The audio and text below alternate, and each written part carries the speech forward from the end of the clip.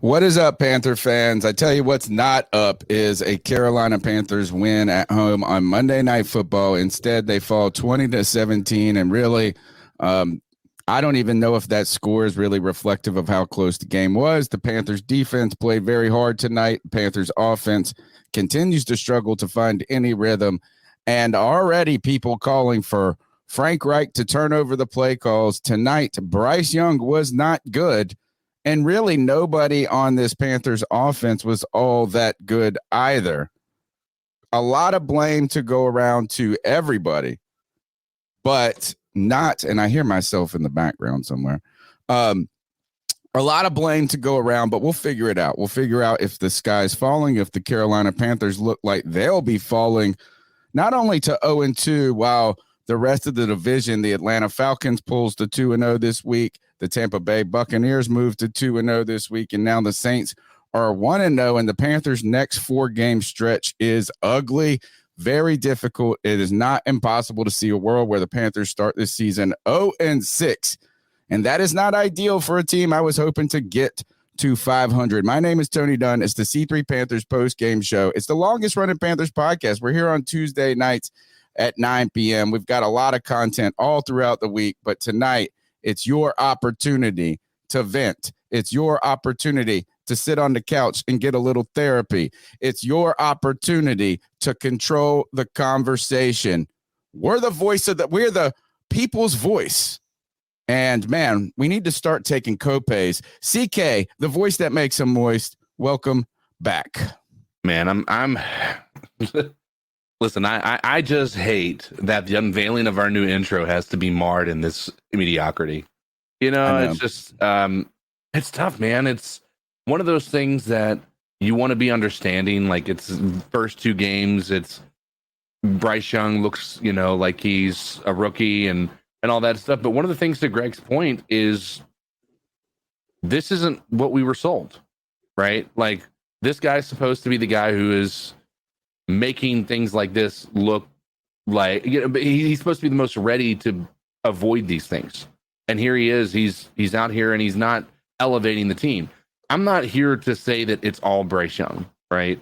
And there's plenty of people in the chat that'll probably agree with me. It's not all Bryce Young, but Bryce Young sure wasn't helping. He was not good tonight, and I think there's somebody, it looks like Mason Sally O is the guy that I was talking with. Twitter will address this, is whether this is hating or whether it's just fair to say that Bryce Young was not good until the last drive. How about, let's just put it that way, is his best plays tonight were a run up the middle, which I think is going to hit a square on Mega Mingo as a 20-plus yard play. Mm-hmm. So we'll get that. We got Mega Mingo coming a little later in the show. Don't forget, we're going to be giving away a Jonathan Mingo jersey if we hit a Mega Mingo, and we filled out some squares. A Jonathan Mingo jersey could be on the horizon in the next couple of weeks. It is getting close, folks. That's going to be fun. But to get that jersey, you got to be a C3 super fan. And I mean, not every person's going to get a jersey. We're going to give it away to a random super fan for just $1.99 a month. You can support the C3 Panthers podcast. It's a small way for us to continue to grow our content and expand it. I want to go ahead and look at these people already in the house. Let me see. Starred. I need Cody. Where's Cody? Oh, he was at the game. Let's get Nervosh a big shout out here for a $10 super chat. The level of offensive ineptitude is totally unacceptable, especially after getting an offensive coach and trading all those assets for a number 1 pick. A lot to be talked about with that, and just how long we have waited to get an offensive minded head coach and how difficult it has been for the Panthers to generate any sort of offense. Also, big shout out to Jay Thomas, $4.99 love bomb. This is completely fine. It's a waiting game this whole season. Bryce just needs some help, some playmakers. I think that's going to be part of it, but I also think that might be just a little too rose-colored glasses. Hey, it's okay if he isn't great from day one. To say he was good would just be factually incorrect, in my opinion. We'll chop all that up. The number's 252-228-5098. Get your calls. You can leave a message. We're trying to go one person per call. That's the goal right here. But we got Greg, the Bat Daddy, the guy that is right now cooler than Hayden Hurst. Yeah, man. Look, I honestly, right now, I have nothing to say for about 3 weeks. This is the time in the debate when I just kind of sit back and watch. We're going to let things roast. Because I'm not going to lie, man. I think Bryce Young is a good quarterback. Yeah. I think that Bryce Young is well capable of throwing for 800 yards and 6 touchdowns in the next 2 games. You know? I don't think with Carolina he can do that. I don't think Bryce Young was the best pick for Carolina. I'm not saying he's trash. I'm not saying he's bad. He may not have been the best pick for us. With Williams and Mays coming out next year, or May coming out next year. Yeah.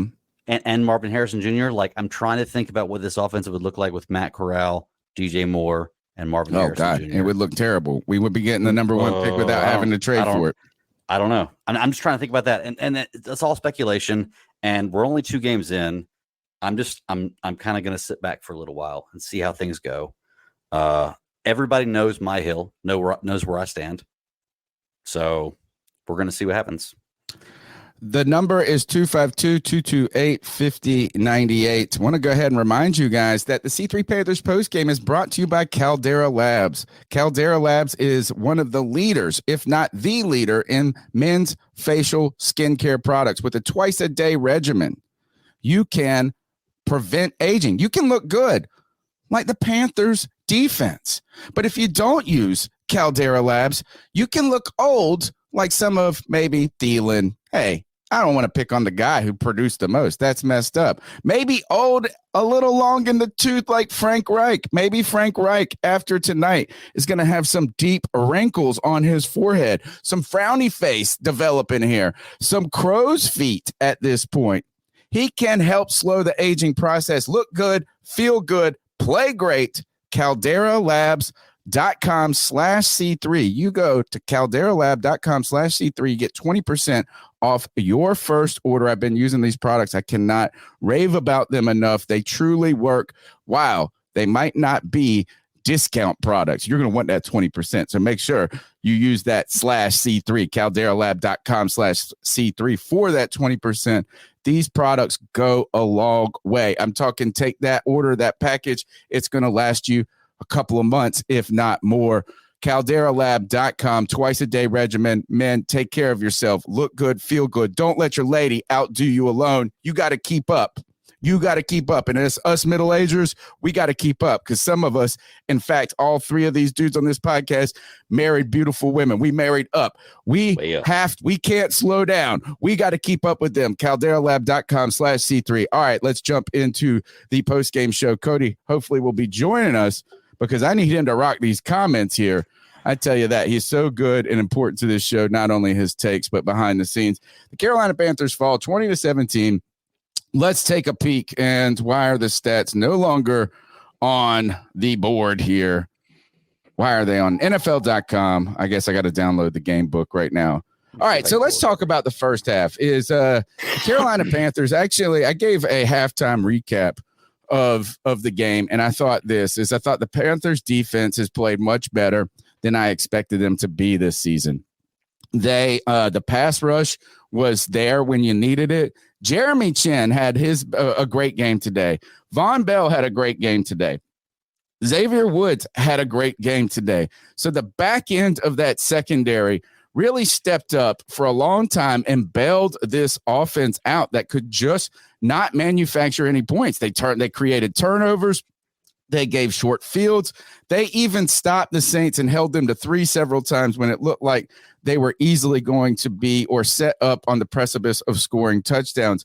But key injury tonight. Shaq Thompson goes down with what looks like a somewhat, I don't know if we'll say major, how we'll describe it. We'll be looking for details on just what that. He did not return. It was a shin injury. You see Shaq, the leader in the middle of that linebacker crew, but Kruger Hill, I thought he filled in well. Guys, your thoughts on the Panthers defense? Brian Burns, 1 sack. Well, they got 1 sack, the entire defensive line sack, Derek Carr. Go ahead, Greg. Well, I would say that from this performance that the Panthers defense played well. I don't think they played phenomenal. They had some really good points. They had some really good moments. They got tired, Greg. But yeah, I mean, in the end, they just couldn't get it done. They held the team to 20 points. I think New Orleans offense is a mid-level offense in the NFL. I don't think they're the best, but I don't think they're the worst. I think they could have scored a lot more than 20 on us tonight. I think holding 20 is pretty good, but I just think that they couldn't hold it when they needed to at the end. But I feel like I'm not putting the loss on them.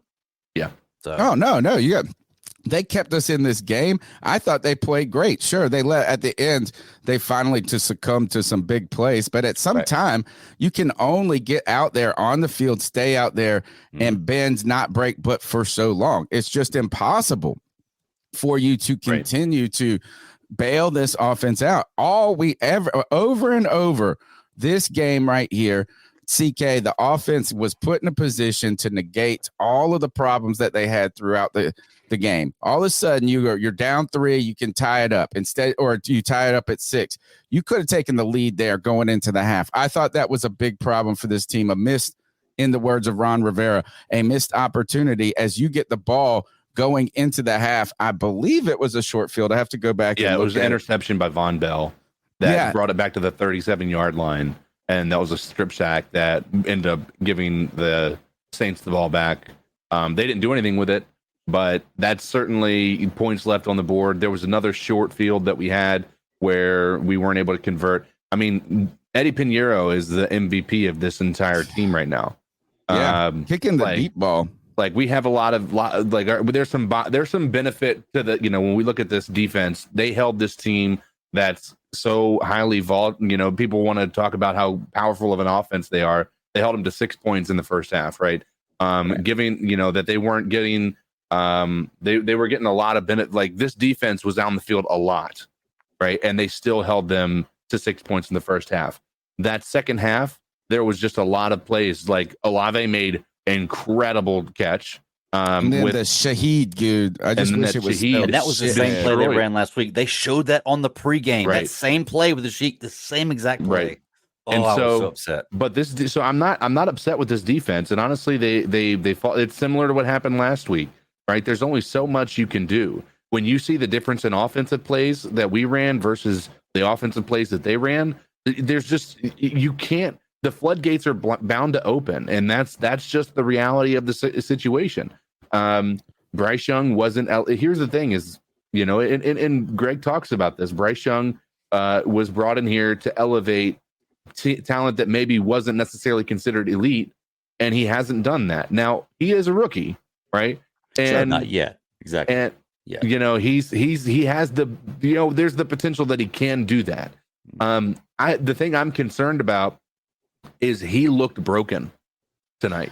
Well, yeah, I think broken might be a little hard, but you could see defeated. Yeah. There was some frustration you could see worn on his face. I think too is I don't think he's playing with confidence right now. I think that's what it comes down to is that, and I think maybe that late game, if we could have just manufactured a touchdown drive a little bit earlier, I think it would have shrugged some of the failures off, right? Some of the things, and then all of a sudden you get rid of the ick, some of that. But the Carolina Panthers, Greg, here, hit us with you're the stat daddy. Tell us Bryce Young's stats on the day and any other stats that are sticking out. I've got one that I'm going to feature in just one moment. Then we're going to get to your calls, guys. We're going to get to your calls early and often. So don't forget, call in 252-228-5098. Smash the thumbs up button, subscribe. We're cooking. Get us up to 300 views, bro. 300 viewers. We got 271 right now. Hit the share it. Let's go. Greg, what you got for us? I guess the stats that stick out for me is Bryce Young, 22 for 33, 153 yards and 1 touchdown.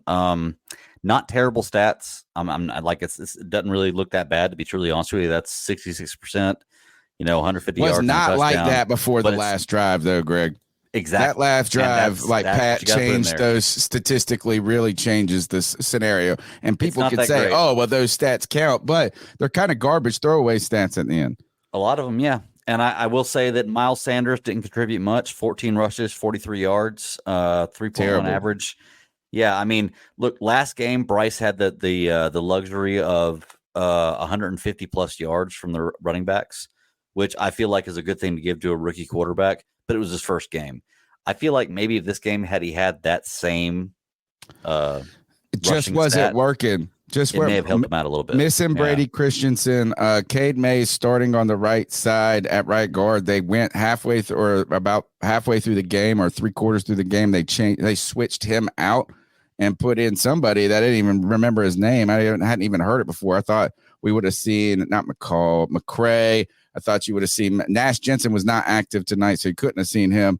So look, is that the Carolina Panthers could not run the ball at all in this game. Right. The very first run, very effective up the middle by Miles Sanders, or a good run. After that, they took it away completely. And I think that is the genesis for so many people that are being critical about Frank Reich's play calling. And you would think that he is going to have to either adjust better in game or from week to week, because it just wasn't there. I felt like this is why we brought in Bryce Young, to be the point guard, to be the distributor. And if that run game isn't there, it's 3rd and 3. Let's spread them out and let's pick it up in the air. Let's get Bryce moving out of the pocket a little, but still trying to throw the ball. It wasn't there. And it just felt like this is that the game went away and it just kind of slipped away until you were ready to make that. I wanted to see play after you ran the ball so much directly up the middle. I wanted to show run and play action on first down. Maybe it's just armchair quarterbacking. That's the easiest way to think about it, but it wasn't working. You think you got to go with it. Hey guys, let's go ahead and jump into a couple of calls and see what the fans want to talk about. And then we'll continue to work through the information of this game. So what are your thoughts on catcalling? Yeah, it's pretty you shouldn't do that to somebody. And how did that make you feel? Very uncomfortable. So how do you think catcalling makes the person feel? It feels good, like. Who's that cat sitting in the back corner with his face buried in his nose? Who's that kid that can use one? What's up, C3? Man, this game got me bent up, bro. This don't make no sense. Like, our O-line always is just booty cheeks. Like, bro, they suck.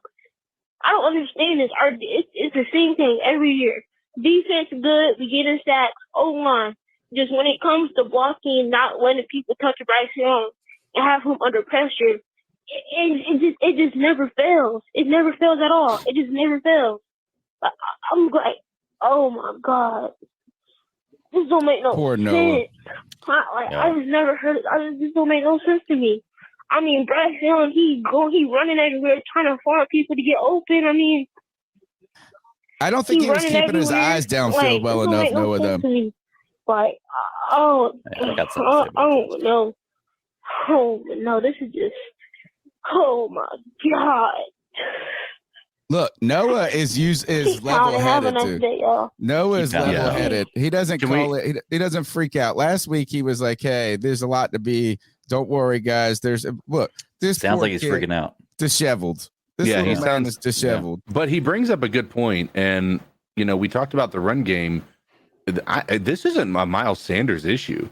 This offensive line was abysmal in the run game. And last week they had such great push. This was an interior problem. This seemed like an Zavala interior on the problem. Left didn't help. It wasn't the great. Why did they do that? I don't know if it was just him. I think it was. Well, it was because injury, right? Brady Christensen's out for the season. Okay. Right. Yeah. So Zavala moved to the left because he was playing the right guard. They wanted to put Zavala at left guard because that's the position he's always played through college and everything. So, and that's the position he played next to Ike Ekwonu in NC State. So for 5 games they were together. Right. And so, but on the right side, they put Cade Mays. They replaced him in the middle of the game. Earlier in the week, Thomas Brown in his press conference, I think they do the they usually do the coordinators on Wednesday. This week they did them a day later. He said that they were trying not to disrupt the rhythm, kind of like it's been working with Zavala on the right. No need to upset the apple cart. I almost wonder if they were trying to surprise him at some point. Hey, man, we got some more big super chats here. Thank you, Avery Stewart, $4.99. He says, just remember, y'all, Manning, Burrow, and Lawrence all look terrible in their first year. Don't panic. I was actually disappointed that last night Trevor Lawrence couldn't, or yesterday Trevor Lawrence couldn't find a way to pull out a win. That was a game that it's kind of like it should be his coming out party. Right. Can I say that's on Ridley not catching balls? Oh, Trevor Lawrence put some dimes on Calvin Ridley, and he didn't catch those balls yesterday. I watched that game. He did not catch the balls that were thrown to him. All right, let's man, the stats, crazy generosity here. $20 love bomb, man. Thank you so much. He says, need I remind you, a lot of you wanted this coach. You were convinced to get the O-minded coach. It was proclaimed we just needed to drop in a QB. When do I say I told you so? I don't know if we want I told you so's. I think what we are is disappointed so. Here's the thing is I had created there's still opportunity for this to not be what we deal with for the rest of the year, right? These are two tough opponents. Here's the thing. Derek Carr is a seasoned veteran. I don't think he's an elite quarterback, but when you pair him with the weapons that he has, this was without Alvin Kamara as well, by the way. But a defense like the Saints have, like we're the first, they didn't have a touchdown scored on them last week either, right? And they didn't have it this week until the garbage time. And so this is a legit defense. The Atlanta Falcons were a legit defense, and you saw that yesterday as well. Like we're not talking about Bryce Young and this offense going up against jumps.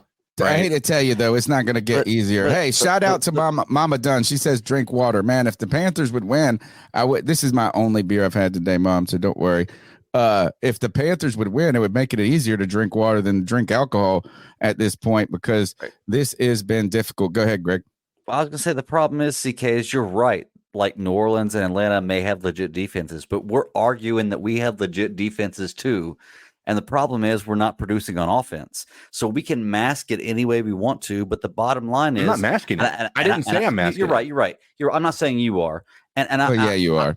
No, I'm not. He's working through his thoughts. I'm by far not saying Bryce Young is 1,000 or 100% to blame for all this, because he's not. He does shoulder some responsibility. Equal amount. Not the reason that we are sucking so bad. I think he's part of it. He could have. He hasn't been part of the solution. Yeah. And he was not say solution. No, maybe we shouldn't be surprised by this. I need to express something because there's people who are telling me that, come on, CK, right?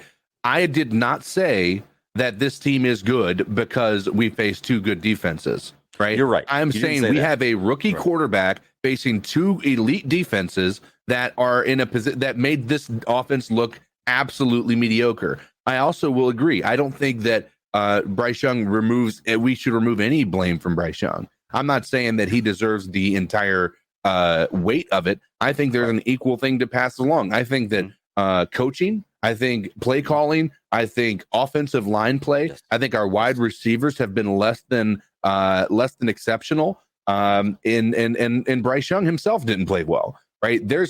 I think he has equal blame in how this team performed. And I think he's going to take the entire blame when he goes on that press conference, as most quarterbacks do. But here's the thing. I'll express this. We talk about the Reich thing. I was saying from the get-go, if I gave you my list of people, I said Steve Wilks is who I wanted. And the reason I wanted Steve Wilks is because I expressly told you that when you look at the way the offensive-minded head coaches are going in the NFL, the only way you're counteracting that is with defense, right? And so all these people are starting to do this high-powered offense. Well, eventually you're going to start to see this trend of defensive head coaches start to really pull things out of to turn the page on this. And so I think that because the NFL is cyclical, right? This is how it goes. And so it's copycat league. When Ron Rivera was winning, everybody went and hired a defensive head coach. And then now that when other offensive-minded head coaches were winning, they went and hired offensive-minded head coaches. Right, we can't push the panic button, but we also can't not take this as we got to be concerned a little bit. Well, yeah, I mean, I think that is in a sense, if we're already talking about we hire the wrong coach, if we're already it's okay for Bryce Young to have a bad game, right? And I mean, and that doesn't mean that he is not going to be good down the road. I think it's okay for Frank Reich to not come out and have immediate success. I think the most troubling part about it is that Frank Reich has never had early success, right? Like if anything, and maybe we kind of inflated our expectations too much, but I think the most troubling part about it is that the Panthers started out with 2 division teams. The other teams are moving to 2-0. Oh, we just hit 300, baby. What's up, guys? Way to go, Panther fans. But 2 teams in the division are now moved to 2-0. You got the Falcons and the Bucks.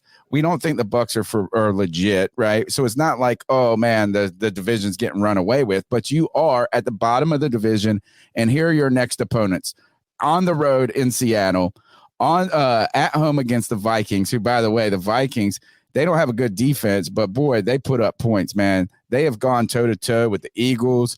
They squandered one at home against the Bucks. Then you got the Lions, whose defense is legit. You have a Dolphins offense who is going to be impossible to stop. Impossible. You think Chris Olave is a problem? Yeah. You think Shaheed is a problem? Wait until you meet Tyreek Hill and Jalen Waddle. Boy, there ain't no, you might as well just go ahead and write that out. So you're talking about the Panthers starting out potentially, which I think this is probably reasonably to say now, 1, 2, 3, 4, 5, 6, 0-6. And you're not talking to them until you get to the Texans, the Colts, and the Bears that you're going to be able to get a win, right, Greg? I know the Colts, like we'll see. But then you've got the damn Cowboys. Nope. You are poor Bryce Young. You might as well. I would sit Bryce Young out. Oh my gosh! Just sacks. Sit him out. Just sit him out. Yeah, Tony, we gotta get to these super chats. Okay, yeah. Okay, what do we got? Oh man, these guys are piling in. Steve Hagler says, "Who did come in late at right guard?" Well, I'll look that up in just. That was it was the Saints guy from the Saints. I can't remember his name. We got hold on, we'll pick it. We'll find Greg. If you could search for that, man, that would be great. Bryce, a rookie, he's not looking downfield. We bat on offense. Losing season incoming with no first round draft pick. I'm at the game. Detail $5 love bomb. Thank you so much. Packers better. Bryce a fraud. Bottom of division. Dylan. Whitemore. By the way, the Shaq Thompsons believe to keep him out for the rest of the season. Holy cow. Yeah. And you know what I'll be interested. I thought Cody, he'll be showing up here at some point. Look, Trucking Mongol says Bryce's rookie, calm down. I'm not overly concerned. Calvin Throckmorton, by the way. Calvin Throckmorton. Yep. I was about to say that's the guy. Yep. Calvin Throckmorton. I'm not concerned. I'm not panicking about Bryce Young. And this is the thing. I think Bryce played better in week 1 than he played in week 2. Yeah. And despite the 2 picks, I know that you're going to go, oh, he had 2 picks. But today he had a fumble. He had a pick. He had a drop pick. Did he have a pick? No, did he? I thought no. He should have had 2 picks. Okay. Excuse me. He could have had 2 picks. Yeah. He had a drop pick that Adam Thielen threw him out. He had another fumble that was called back because of a defensive hold, and he was bailed out on.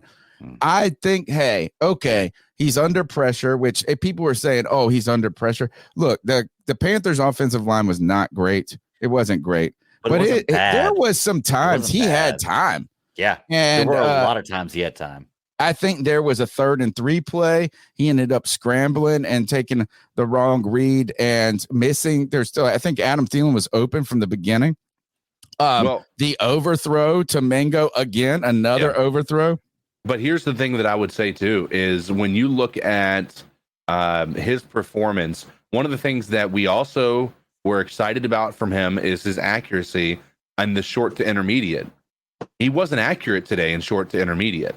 Like even when there were people, like he got a couple of dimes and he had a couple of really good throws. But the worst quarterbacks in the NFL can make a couple of good throws a game, right? He just did not look consistently like he was the Bryce Young that played in Alabama in his entire career. I will say what I said to Anthony earlier, I believe Bryce Young is a good quarterback. I don't believe Bryce Young is the guy Carolina should have traded 2 picks and DJ Moore for. Well, Agreed. I just don't that's think he's going to that be guy. it's going to be a long time before, or a good bit before we can make that decision, or like that. I guess that 2023 wasn't a good year for the Carolina Panthers, but I'm trying to make 2024 a better one for myself. Get started on your resolutions with Factor so you're ready for the new year. Factor's ready-to-eat meal delivery takes the stress out of meal planning and sets you up for success in the new year. Skip the grocery stores, prep work, and cooking fatigue. Instead, get chef-crafted, dietitian-approved meals delivered right to your door.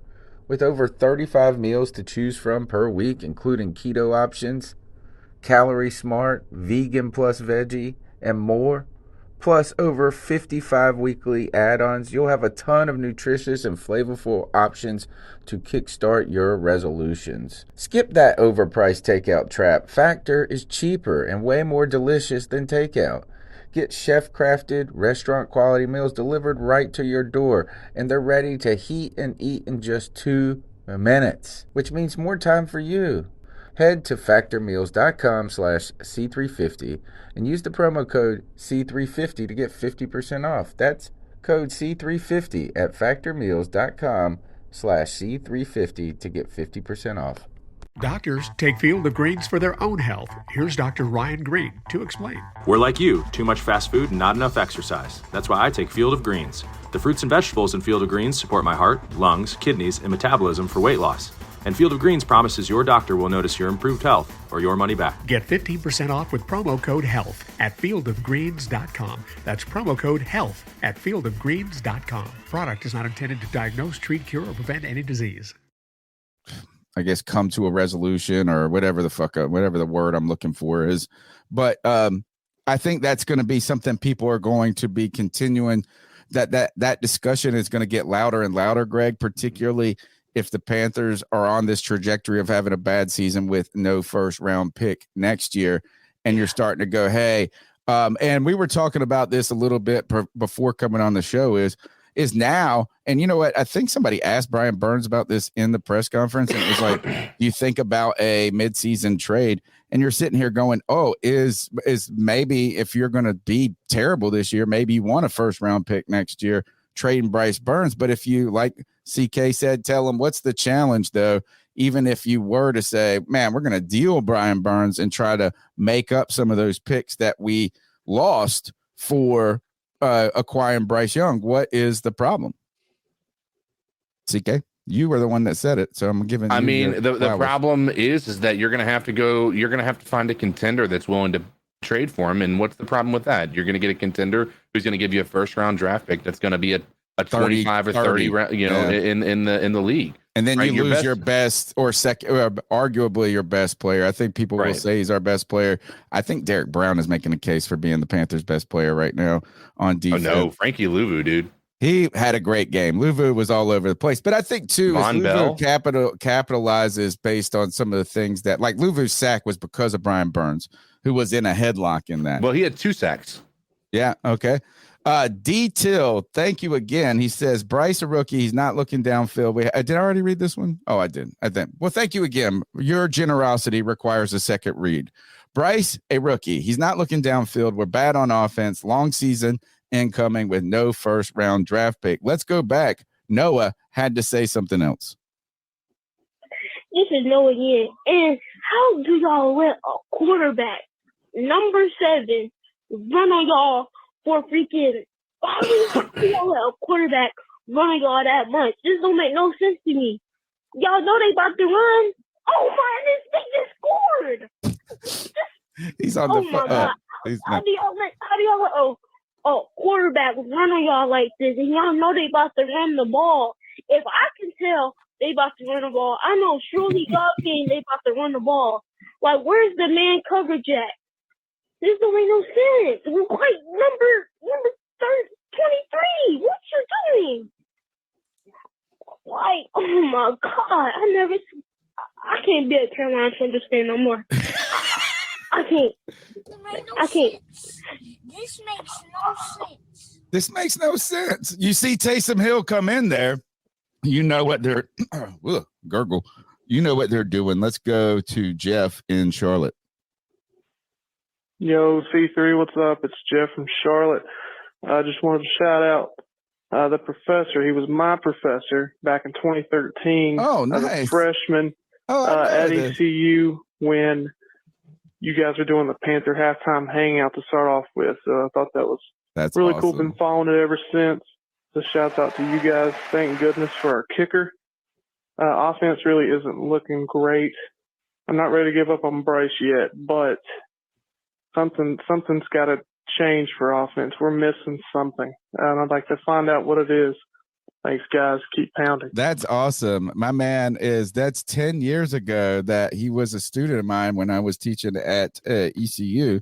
Nice. And he referenced the halftime hangout, which was the first iteration of this show. And then I realized, wait a second, there's zero shelf life when it comes to the halftime hangout. So we got to do a podcast. Then we do a post game. Now we're taking calls later on. You know, when we first started this taking calls, I was so scared that we weren't going to have anybody calling in.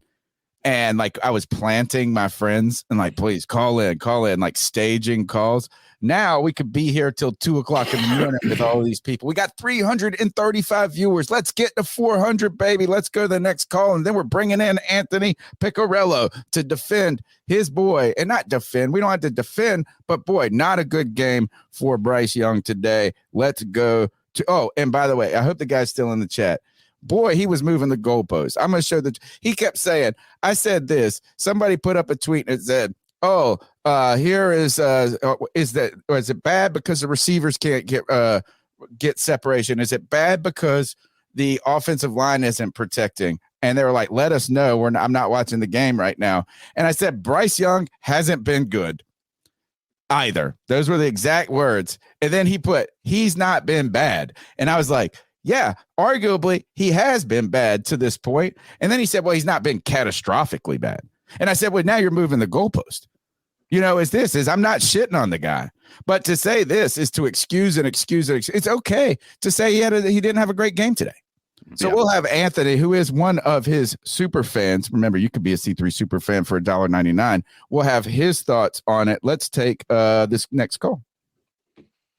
Hey, man, I know it's a little early to call in. It's Lou from Fort Myers. And I already thrown in the towel. It's 20-9 right now.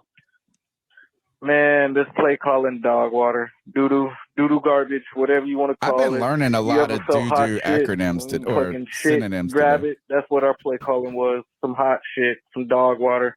Couldn't even score a fucking touchdown. 3 minutes left. I don't give a fuck. Whole game, we couldn't score a touchdown. CJ Henderson off the team, please. Dante Jackson, you've been in this league for too long to fall for that weak double move. Come on, man. The only person that played good on our defense was Xavier Woods. And did anybody else feel excited when Andy Dalton came into the game? Because I thought finally maybe Andy Dalton, I say it like this, with Andy Dalton, fuck it, it's a 50-50 ball. He'll throw it up there. It'll either be an interception or a touchdown, and I'm fine with that. But Bryce Young, 2 fumbles. He don't know when to throw the ball. Eyes always looking downfield. Like, come on, bro. Yeah. Listen. Yeah. I mean, it's legitimate. I may be calling it early, but Bryce Young giving me Zach Wilson vibes, and I know I sound like a hater. I said the same thing today. Hear me out, bro.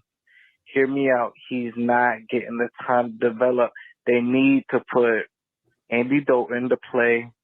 And while he can understand the NFL better, because it's a huge jump from college to the NFL. I'm not saying Bryce Young some complete buns. I'm saying like at least save this man's career, because we kind of doing what the Jets did to Zach Wilson, and look how he panned out. I disagree. You gotta learn on the job.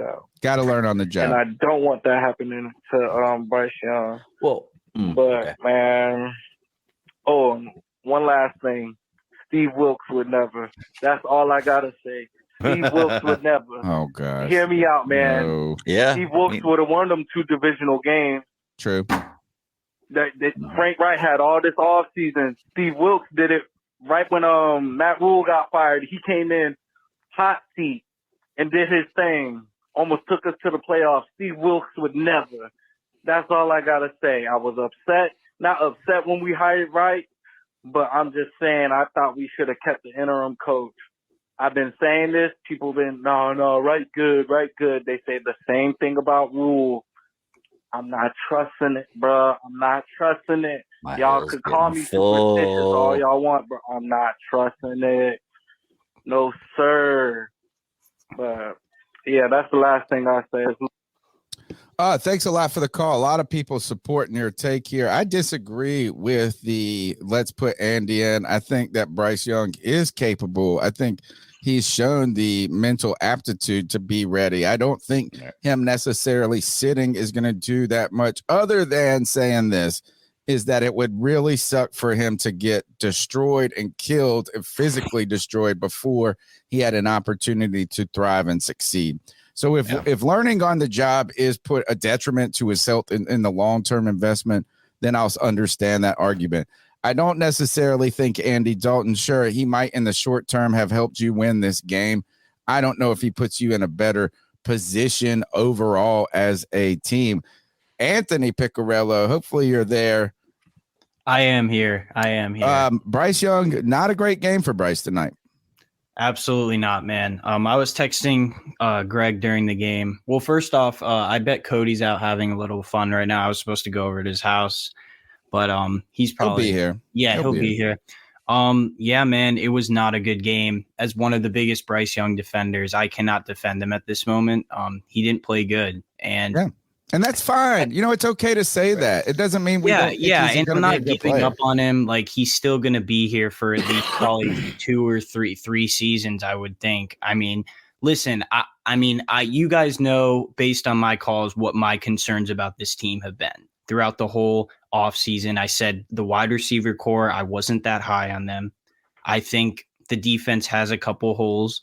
I just think we have to really build something. I think it's going to take some time to, get Bryce help. Like, I don't think we can look at this and say, okay, well, Bryce Young is trash, get him out of here. I mean, hey, maybe if he had, a solid receiver, maybe he would look better, I think the biggest thing to take away from this is that we definitely need to see what Thomas Brown has. There's been some things floating out on Twitter that, Reich has been like, he gets his offensive input from a lot of people, but I think that's the problem. I think we don't need that many cooks in the kitchen.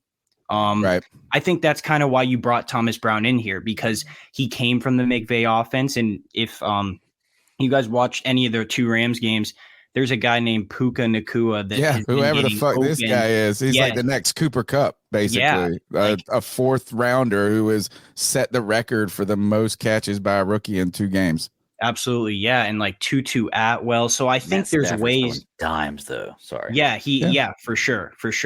I think there is ways for this offense to get better, but again, I just don't know how it's going to fare with the schedule we have coming up. I really don't. And I just want to say the Saints aren't that good of a team, man. Like, Derek Carr didn't look good at all. Derek Carr didn't look good at all to me.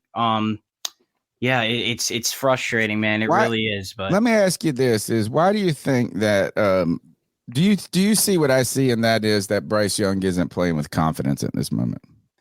Yes, I agree with that. And it's crazy because I never saw him flustered when he was at Alabama. I mean, I think that was one of his things, was his mental trait. I also think that we haven't, I don't know, I just feel like we haven't really tried to establish a serious running game. I just feel like Miles Sanders has been a little underwhelming than what people thought he might have been coming into the season. I would have liked to see Chuba Hubbard get more handoffs because he was great last game. And then the last main point I'll say is, where was Hayden Hurst? It feels like he wasn't incorporated into the offense at all. I think it's just going to take time, man. I do want to say this, my last point. If we are 0-5, 0-6, what Tony alluded to a couple minutes ago, I think you got to start taking phone calls for some of these players. Because if we want to get this team better, we do need draft picks.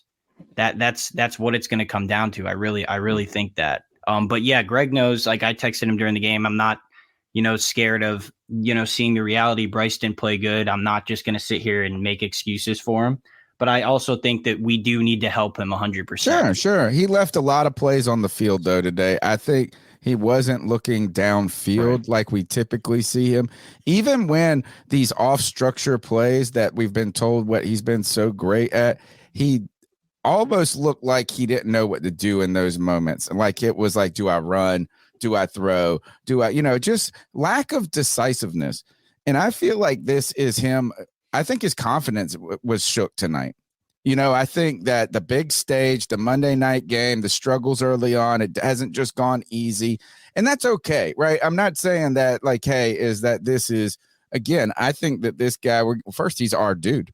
He's going to be our dude for 3 years. And if you don't make him that, then you really have to have some red flags that tell you that you need to move on, like maybe like the Jets were doing with Zach Wilson. But I don't think we are anywhere close to even thinking about that. And I don't think we'll be thinking about that until the end of next year at the very earliest. But I was disappointed that he isn't playing with confidence, that he isn't not taking shots, but pushing the ball in those moments. It is a hesitation that I see that he was playing. And I think the Panthers did try to commit to the run a little bit too much tonight. And maybe what you have to do when you're not running the ball, you have to schematically run the ball. And you do what the Falcons did last week, is that if you're not handing it off, you're throwing some screens, some running back screens, you're letting the blitz come in, you're letting the defenders in and getting those guys involved. But it was just like this. We're going to run it between the tackles. We're going to try to keep them honest. And it wasn't working. And I thought that, man, tonight, the voices of people saying that Thomas Brown, I thought last week it was premature. I thought it was premature to say last week that, man, Frank Reich isn't calling a great game. I thought he had one bad play call. I thought he made a good decision on fourth and whatever it was. It was the play call that stunk. I thought tonight is that he didn't, I don't think, adapt. He didn't adapt in the middle of in the game when things weren't working. So those voices, I think, will get louder. The number's 252-228-5098. Let's go to the next call. Podcast brothers, how y'all doing? It's G Cavassier. Hey, man, I'm sitting here watching this damn game. Man, how we let this game? How the fuck we lose this game? Defense is playing good, man. The linebackers are on point. Shaq Thompson went out, man, and that dude that we picked up from the damn Texans got that damn sack. I'm telling you, man. I'm rooting for damn Bryce Young, but he's not ready, man. I'm going to be the first Panther fan to say this. Put Andy Dalton in. Not the first Panther fan to say it. Because this is my worst fear. We keep fucking losing, and by game 8, they put Andy Dalton in, and he'll start winning some shit, and it's going to be too daggone late. I just got that damn feeling. But Bryce, I was rooting for daggone Bryce and everything, but you could see the look on his face. That boy is not ready, man. He is not ready at all, man. This dude, he can throw deep pretty good. He doesn't have the cannon. He can throw deep pretty good, but he doesn't look like he is fucking there. To me, he's not fucking ready, which I can get it because he's a goddamn rookie. I'm saying it right now. I'll be the only fan to say this shit. Put Andy Dalton in there. Give me your thoughts on that, y'all. Keep pounding. At what point do you say that Bryce Young needs development? I don't think that's the right strategy unless if you're worried about his physical well-being. Yeah. I thought tonight that, and Greg, you sent us a message. You said, "Oh man," and you were talking about taking Bryce Young out on the 4th and 1 for the 4th and 1. That looks bad. I think it's fine, really actually. It's really, like you don't need bad. You don't need any intangible skill to run a quarterback sneak, and Andy Dalton's a big dude. So why shouldn't your elite quarterback you just drafted and traded 2 picks and DJ Moore for be able to do that? Because he's 5'10" and not big, and that's what I'm saying. That's why it looks bad. It looks bad. But they took him out because he's not a big guy. That when they put Taysom Hill in, that's a referendum on Derek Carr. No, I think you're just appealing to somebody's skill set at that point. Can we talk about that for what I'm saying? Go ahead, Greg. Go ahead. Okay. What I'm saying is, I agree that I think Bryce Young is a good quarterback, but the fact that you took him out when it was a 4th and 1, and this is your franchise guy for the future, so you're telling me that when Andy Dalton's not here in 2 years, that you're going to take the backup quarterback and put him in when Bryce Young's supposed to be the guy and have them do a quarterback sneak? No. If you're scared of him getting hurt at 5'9", 10, whatever he is, then you shouldn't have drafted him. If you drafted him at that, then run him in that quarterback sneak. Period. Would it be if you were the Saints and you were in the same position, would you be upset that they took Derek Carr out and put Taysom Hill in that play? I think it gives you an advantage. I think Taysom Hill gives you an advantage. That's a different story, though. You're putting different things in there. No, that's what I'm saying. It's valid because here's the thing. It's valid. You're right, but it's a different story. It's not the same thing. Let's take a look at it from the perspective of let's talk about his height, right? His height is not. That's going to be a disadvantage when you're talking about needing to take a lunge to get an extra yard or two. So to your point, Greg, that's accurate. But why not go ahead and if he has everything else that you want out of him, and the only drawback is what you believe is like the only thing that the coaching staff is saying that he can't do is a quarterback sneak, I'm fine with that. Like we're gonna have a backup quarterback. You don't want to risk it at that moment, right? It's not like he's never going to do a quarterback sneak. I said this. I was screaming Wildcat on that play. Yeah. Bring in an extra blocker. People were talking about the push, which is impossible to start. I didn't know you could push players ahead. You're not supposed to. It's just they don't call anything on it normally. Yeah. Okay. The thing is, I don't think it's terrible that they did that. I think it looks bad right now, especially with the way Bryce was playing. Where if you can get Bryce to get that first down, that's should jolt the offense right there. With Taysom Hill, it's a little different because Taysom Hill is there to be that guy. Like that's what he is there for, is to be that guy. This Swiss Army knife. I think it would have been awesome to put Dalton in and take a deep shot when everybody's thinking, or a shot. And Taysom can do that. That's why you put Taysom Hill in that position. I just feel like it's not terrible, but it doesn't look good that in 4th and 1, when you need the yards. And this is the guy you drafted to be the future of your franchise. You're not putting it in his hands. Go ahead, Anthony. I do want to say I agree with everything you said, Greg. I also think that's kind of why a lot of people were calling for Cam to come back just as that kind of Taysom Hill role, because he would be able to get you all those short yardage situations. I do want to say, I mean, I am happy that at least Bryce Young has come out of the first 2 games healthy. Yeah, he's taken some shots, so I don't think we should be as concerned with his frame anymore. I do want to say one caller said this earlier. They said Xavier Woods wasn't the only good player on defense. I thought Frankie Louvu had an awesome game. 2 sacks. I thought he played. Jeremy Chin made 2 great plays. Von Bell made some good plays. Yeah. Xavier Woods did make 2 incredible plays in the end zone. That's why people are saying he was great. But you're right. Frankie Louvu was a beast. I thought that, the whole defensive front, I thought, was putting pressure on them when they needed it to be. In fact, they were, I don't know, maybe this is actually a good stat for them, is for the Saints, is they were 7 for 16 on 3rd down, guys. Here's the issue. We were 4 for 14 on 3rd down, guys. Mm-hmm. You can't win. You can't win when you can't extend drives. And we just could not extend a drive here. And I want to address this is where Kev says, he's flustered because he isn't making the throws he knows he should be making. Yeah. And that is the truth, is this is a confidence issue at this point where he's not playing loose. He's second guessing himself. I think to the degree that he is either scared to make the throw sometimes or pushing it too hard. Like I think every deep shot, it's like, oh shit, I see it open. And then it's 5 yards ahead. Yeah. Right? It's like it's the right read, it's the right time. He's just not playing loose. And I think this is what happens. And that this goes to what Greg was saying with the don't crown these people right ahead of time, is the leap to the NFL. Welcome to the NFL. Even the best of the best are like, oh shit, this is the real deal. Let's go to the next call. All right. I didn't get to finish my message, but it's Lou from Fort Myers back at it again. You know what I mean? But let me just say one thing. I'm going to just make this one dedicated to the play calling. Steve Wilkes, right? Not Steve Wilkes. I meant Frank Wright.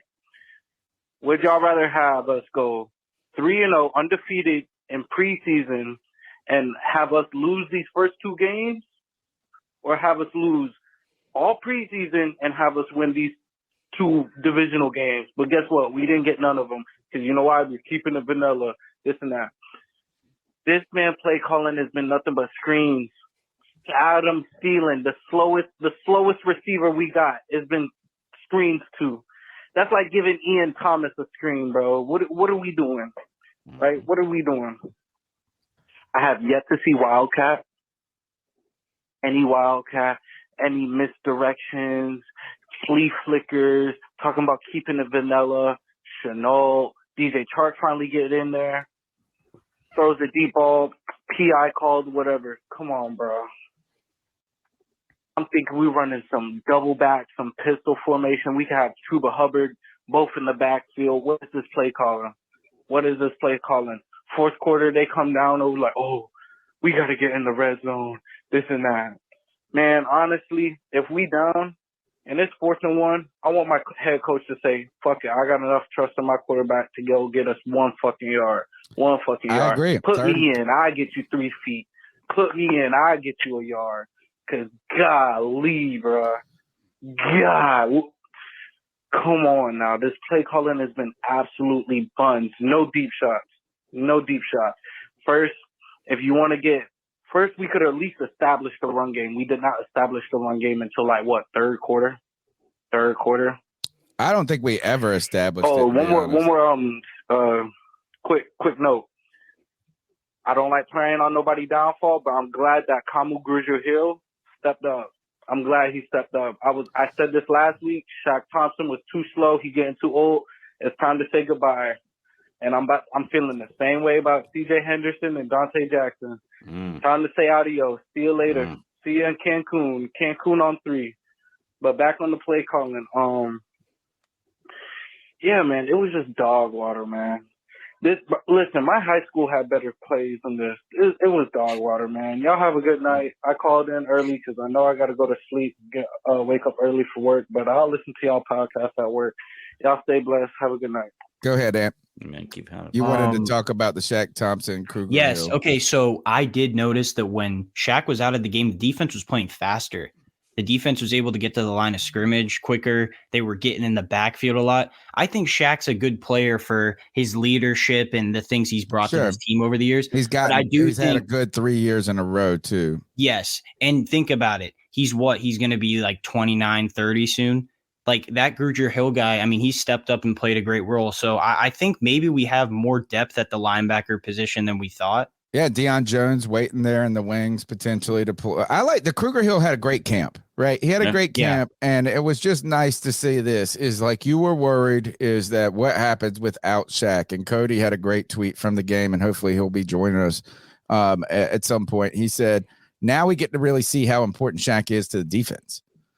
And, is that in the leadership, but it was nice to see them fill that void, man. Big time shout out to Steve Hagler, $9.99 love bomb to the show. Thank you so much for your monetary support. Well, at least it's not Bryce that got hurt. We get Austin back soon, which hopefully will shore up pass blocking and have high hopes for Savala on the left side and likely better pass blocker than Brady.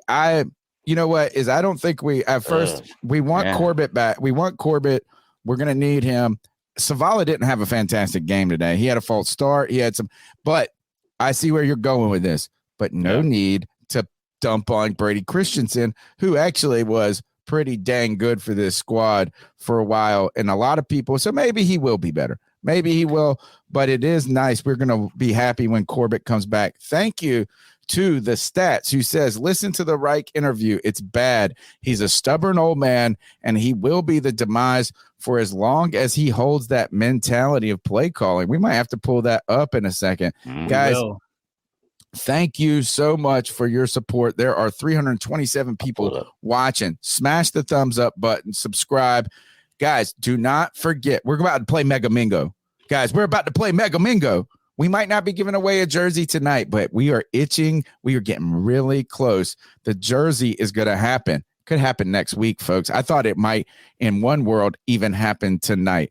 But don't forget, tonight's show is also sponsored by Manscaped. Manscaped is the premier men's grooming tool. I'm telling you this, they've sponsored this show for 3 or 4 years now running in football season, and each year they send us a beautiful package. Now they've got a beard hedger, Greg. Greg, they can hedge that big, wonderful beard that is made for you. I know a lot of people use the bald thing to use their to do the beard. because it's got all the attachments and different things. But Manscaped, yeah, go to manscaped.com, use the promo code Panthers. You get 20% off your purchase plus free shipping.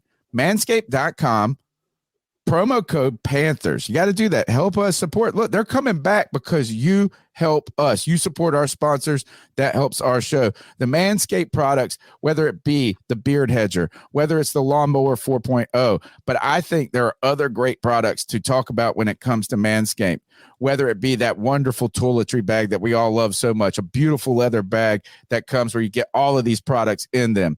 You get the ball deodorant. You get the crop refresher. So, guys, you've been walking around this and that. You're going to go out and you don't have time to take a shower. Spritz your ball sack. But nobody wants an Afro puff. You don't want to pull your pants down in front of a woman, or maybe it's not a woman, but whoever you're pulling your pants down in front of. And you don't want it to look like a little bird perched up on a nest. You want it to look clean and confident. You want to be decisive, and you can be decisive if you take care of yourself with Manscaped products. The promo code is Panthers. Go to manscaped.com. Make sure you use that promo code Panthers. You get 20% off plus free shipping, guys. Take care of yourself, man, from head to toe. Do it, fellas. Guys, I did want to, what we were going to talk about next, we'll take, Mega Mingo. Let's play Mega Mingo super quick. Super quick, guys. The way Mega Mingo works is this. Pull it up here. Let's see. Window. All right. So Mega Mingo works like this. If you're a C3 super fan, I gotta take this comment off. If you're a C3 super fan, for $1.99 a month, you can support the C3 Panthers podcast. So many people are doing it. We're over 150 C3 super fans. Let's get that to 200. Let's get that to 300. But we are giving back to you guys with that money that you're putting in. This is the Mingo card, the Mega Mingo card, which we're going to be keeping all season long.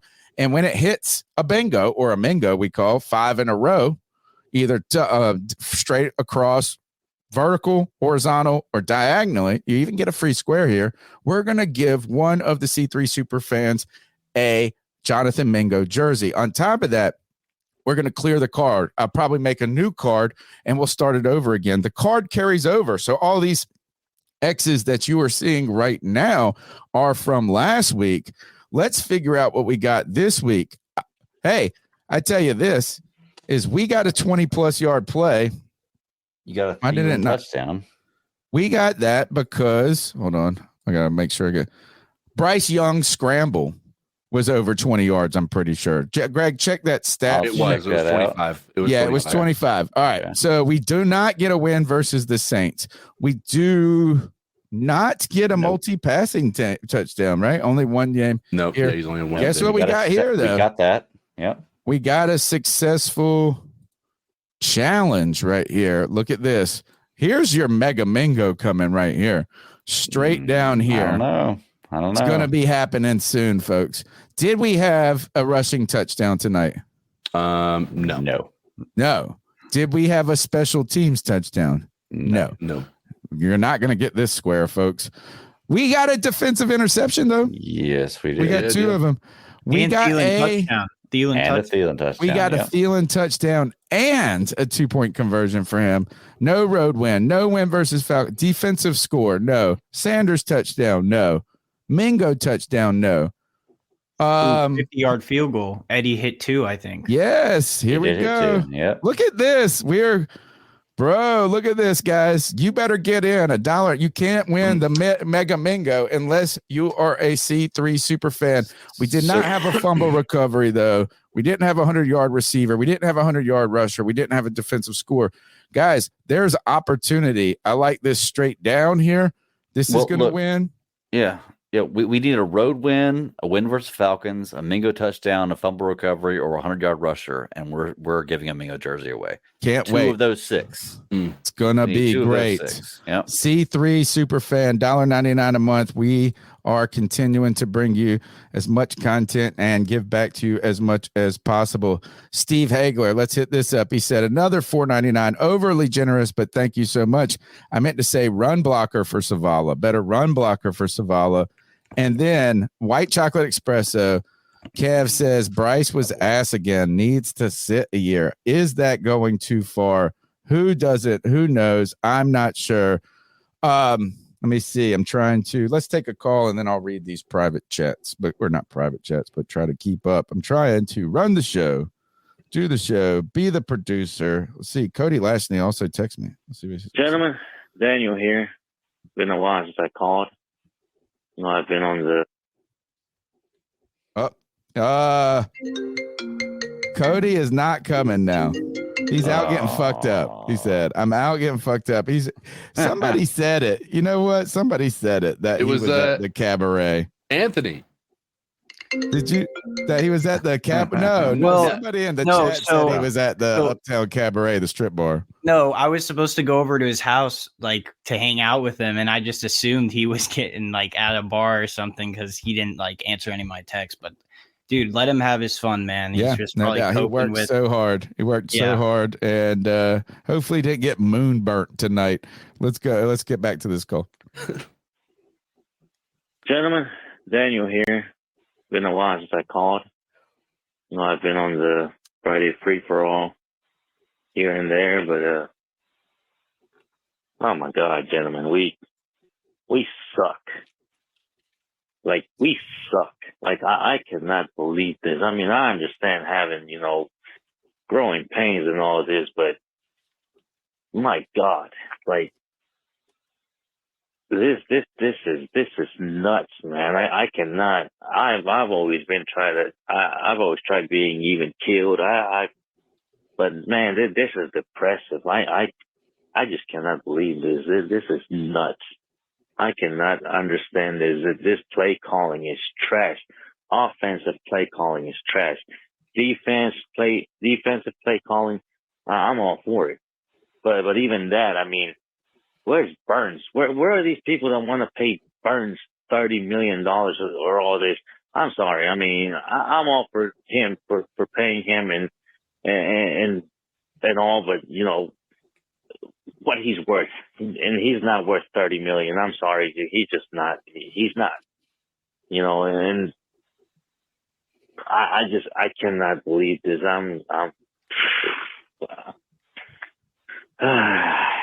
It's a long season, gentlemen. It's God help us. Mm-hmm. Keep pounding. C3 Faithful here. Kristen Ledane says, my fiance says Carolina will always be rebuilding. Well, guess what, Kristen? You get to tell him he's wrong, and he's going to be wrong for the rest of his life when he is married. Don't worry. It doesn't matter if you're right or wrong. You turn out to be wrong, man. But he's wrong because we don't ever rebuild. Right. Is that last year was the complete opportunity to trade Brian Burns away to rebuild. And instead we brought in Wilkes, who of course is going to coach to try to get a job. Of course, these players are going to play to get their money and to get signed. When you are trying to rebuild, it comes at an institutional level, at the team level. And we didn't do that. And again, you know what? We've kind of been suckered into, again, this idea that we are ready for us to be pretty good. And Anthony has been saying it's time for a rebuild. You got to rebuild. And, how that happens, we don't know. We'll have to see if there's a way to do it at this point. Who are the players you ship away? Maybe that's Frankie Louvu. I hate to say that. Maybe it's Jeremy Chin. It's guys that are looking towards contracts that you potentially are not going to be able to afford, and that getting capital for them right now would be better. Well, can I say that they showed a stat at the beginning of the game for Brian Burns, and they went all the way back to 2018, which is 5 years ago. And they said in 5 years, he's had the 11th most sacks in 5 years. So they had to go back 5 years to be able to pull that stat. I'm sure if they went in 2019, he wouldn't be in the top 11. But they went back 5 years, and he still wasn't top 10. I love Brian Burns. I think he's a great player. We need to. He's not ever played top 10, consistent top 10 play to get that money. And that stat right there shows saw him they had to limping go back tonight, 5 years, and he still wasn't top 10. But that's also a bit misleading. You know, How so? he's had his best years the past 2 years. He's Right, had good consistent. years. Meaning Every he year had he's gotten bad more years sacks. the first 3. I think He's going gotten back better 5 every years year. is a good testament, Greg, because it shows his one of his strengths, which is availability, that he's played every year. Okay, that's a fair argument. And that's even what you're going saying back is right too. You know, that's going back to his first year too. That's going back to his rookie season when he was being sat and playing special teams because Ron Rivera didn't want to give anybody something that they didn't earn. Remember how frustrated we were?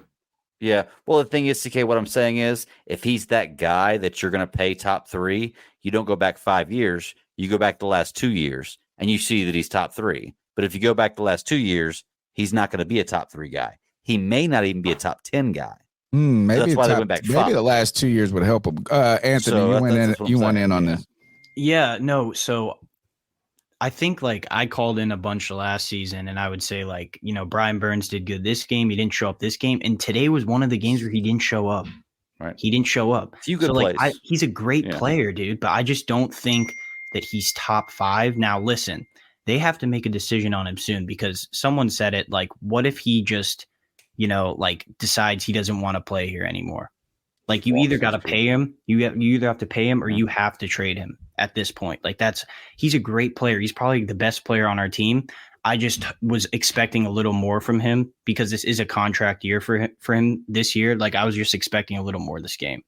I mean, I thought I would disagree that he didn't show up. I would say this is that I've seen visibly him make a difference on this defense. And a lot of times it's come early in these games, you know, but He's go back in the past 2 years. Ninth in sacks the past 2 years. over 2, yeah. So he barely's kissing the top 10. But last year was his best year, and I think he's on pace right now to have his best year this year. He's been disruptive. But if teams are not getting into passing downs, how can your your specialist pass rusher really stand out? Sure. You know, and so I would say he's been fine throughout these games. I did see him kind of come up a little lame, or at least be favoring one of the legs. So you got to be interested is like how much. I mean, he said, I'm not going to be talking about, he's going to get paid now, folks. He's trying to get 15 sacks and get 34 million next year. Yeah. Well, Tony, let me ask you, if we are 0-5 or 0-6 and we can get back in the first round next year for Brian Burns, are you doing it? I think you're going to have to start thinking about it. I think you really do. I think you really, especially if you're, I mean, especially if you're really concerned as an organization of getting, of kind of falling for an overpay a little bit, you know, is that if they're not willing to pay him 28 or 30, that means they think that like, hey, he's a really good player. We want him on our team, but we just don't want to shop hungry, as Dave Gettleman would say.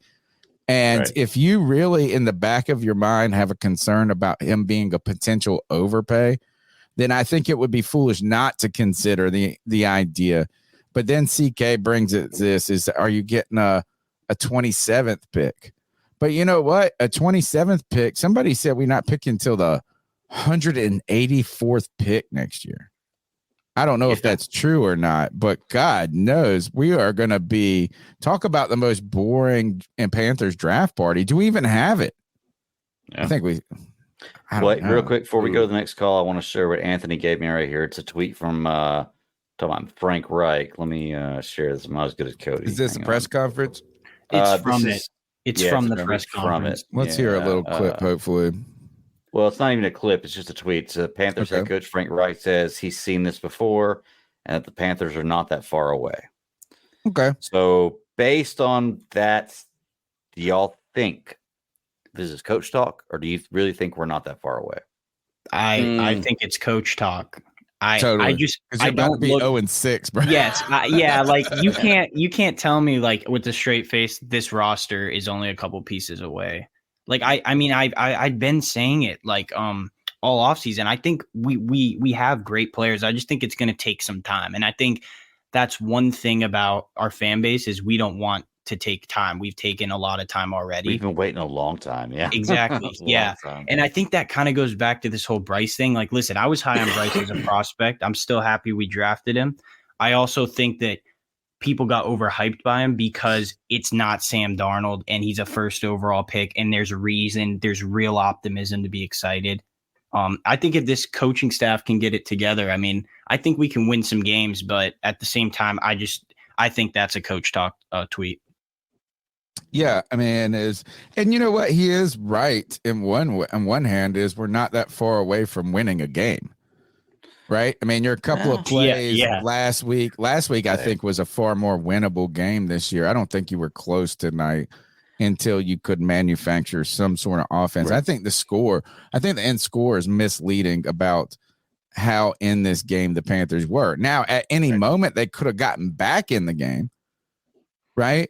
Until that end play against Shaheed, right? It wasn't until they pulled ahead you really were going to have to stop them. And actually, let me ask you guys this, do you think kicking the field goal was the right decision with 6 minutes left? It was, I think, 4th and 3, maybe. I think we ended up having to kick a 54-yard, which kind of put Panera on while he had been hitting it. That was his career long, right? And it pulled you within 4 points. So I think and I was going to tweet about this, is I don't get why you do that. I think that the rationale is that you are going to pull within 4 points and hope to keep their offense to a field goal. Yes. And then so you're going to have to score a touchdown regardless on the next possession. Field goal or less. Right. No matter what, your next possession was going to require a touchdown regardless. Unless you scored a touchdown there. Well, I mean, I think you go for it. I think we should have gone for it on every field goal tonight. I think you play to win, not to lose. Well, especially when they weren't putting up any points, like the Saints really weren't doing anything. Yeah, one touchdown all of a sudden puts them in the grave in a sense. Well, that took place at right after they had done the one that first touchdown drive that they had for the night, right? And so, like, I understand Frank Reich's thought is kick it here. Our defense can stop them. They've stopped them every time. They've only gotten one touchdown against us at the end of by this point. And they can't run the ball. Like, they haven't been able to run the ball, too successfully. I mean, especially since they lost their running back. But they ended up having Derek Carr connect with a great pass deep down the side against Dante Jackson. Same thing happened against the Saints, against the Titans last week, right? Yeah, it's like you let them hang and hang and hang. I almost would say this is, what's the harm in trying to win? No, I agree. We're sitting here looking at this right now and going, oh, it almost was just this, is if you don't really believe in your team that much, you should fucking manufacture belief. Well, look, I thought it was very funny that before the game on a Carolina Panthers home season opener, they did a special on Derek Carr rather than Bryce Young, the number 1 pick. I thought it was really on television. Strange. On television, I thought it was really ESPN. Really strange they did that. And in that special, they showed that exact play. They showed Derek Carr and Jameis Winston sitting on the sideline saying Sneed needs to go up the rail, whatever they say. Yeah. And they ran that play the next play and got the exact same result they did against Carolina. The exact same play. And it was, if you're ahead, they can't make that play. If you're ahead, if you're up at that point, you get to play a different defense that is more in the prevent style. Let's go back to the calls. The number's 252-228-5098. We're going to take 2 back-to-back. I told y'all motherfuckers last year, man. Yo, what's up, man? It's NC base, man. I told y'all last year, not a trade CMC, not a trade DJ Moore. Q Steve Wilkes. Not a driver, 5'7" quarterback. Look what the fuck this shit got us. Is this me calling in? Another long off season. We're ready to eat crow. It's gonna be a long season. What's this? I gave y'all money. Shout me out. I don't think I missed the super chat. You haven't missed him. Did you check your Cash App or something? Oh, I ain't got nothing. Where you send it? I'd love to. First of all, Mark he said something earlier too. Mark Land, I'll be happy to shout you out, and I hope I didn't miss anybody. Right now, we are missing our producer right now, and Cody Lack, who is out probably at the Uptown Cabaret. You used to be able to get into the Uptown Cabaret for free if you had a game ticket that night on a Sunday night. I wonder if they're even open on a Monday. I wonder if they specially open on a game night. I'm sure they are. I've been there once. And kind of weird and kind of awesome to have a giant, great breakfast buffet at a strip club. I don't know how I felt about it, but I certainly was mealing on that plate. I'll say, did you eat? 4 o'clock in the morning. Yeah.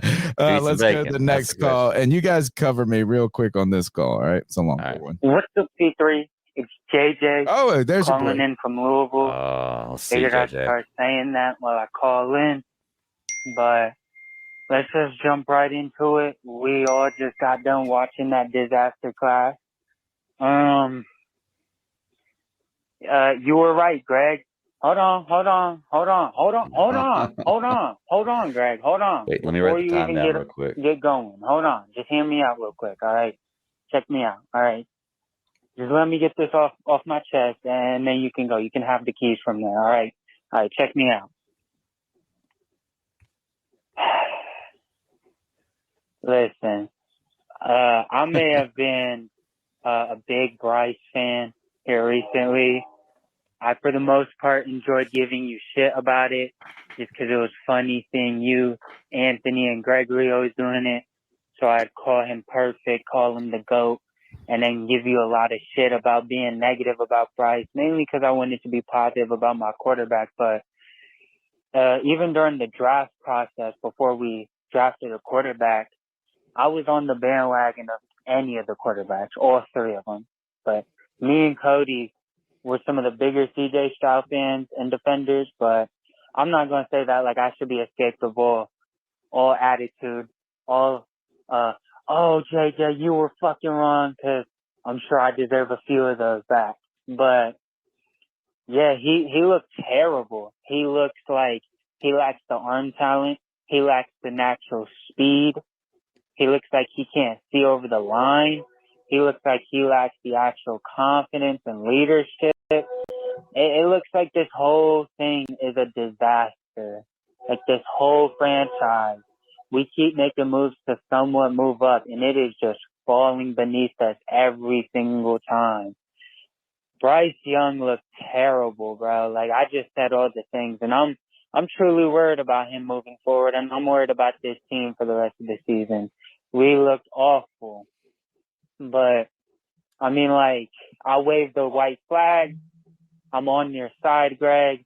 And until Bryce Young does anything positive or remotely good enough to sit here and say, hey, we can move forward with that, I am officially no longer defending Bryce Young. Wow. Greg, you were right. Wow. That's all I have to say. I'll call in on Tuesday. Everyone, it's going to be okay because we're going to keep pounding all 20 C3. Respect, Wow. JJ. We both given our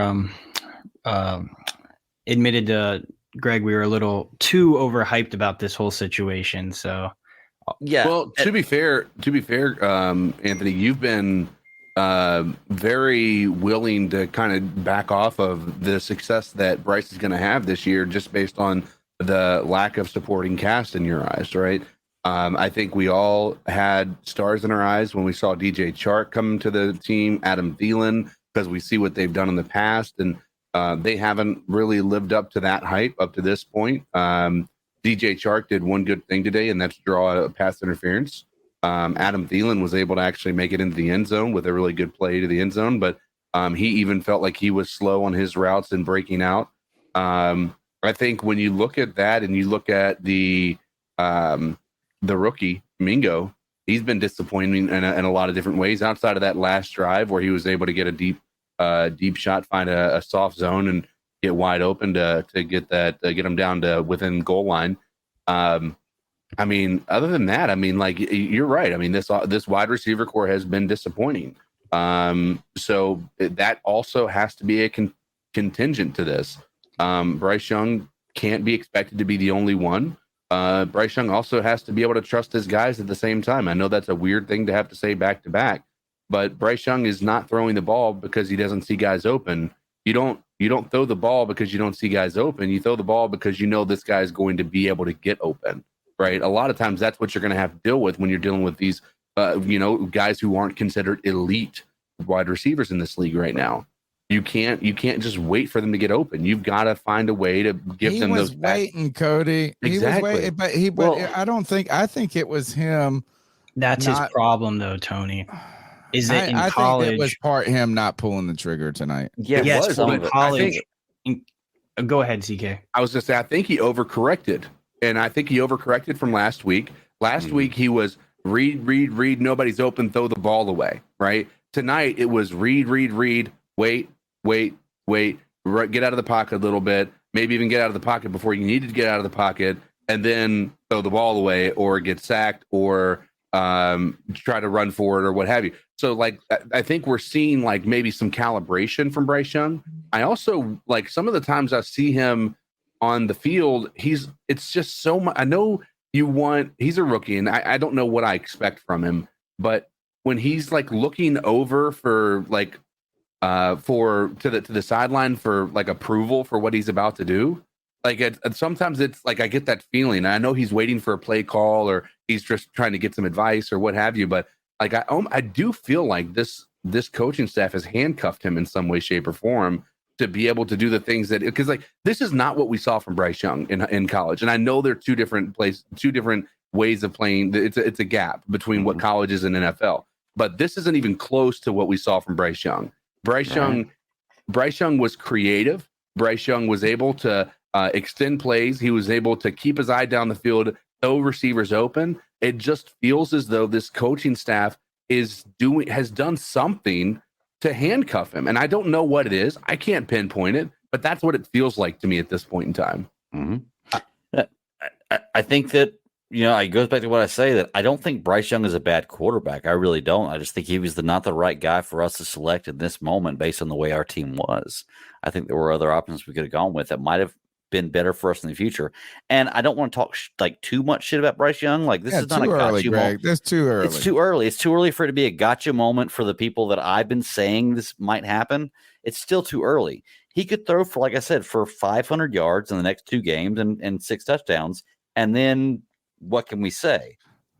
I don't all think he needed that's going was to happen, one touch. It was this: is the Panthers manufactures one touchdown drive coming out of the half, and this game is different. We talk about a gritty win. We talk about putting it behind you. We talk about those different things. It's just, I think right now is that he's going to lack confidence until he finds some success. I think he just needs to find some success, and I'm waiting for it. I'm just waiting for it. And even me, to someone who was earlier in here, I was going back and forth about how it wasn't a good game for Bryce Young. I'm fine with him not having a good game. I'm okay, like, not fine. I want him to have a good game. I want him to have success. I want him to be being better.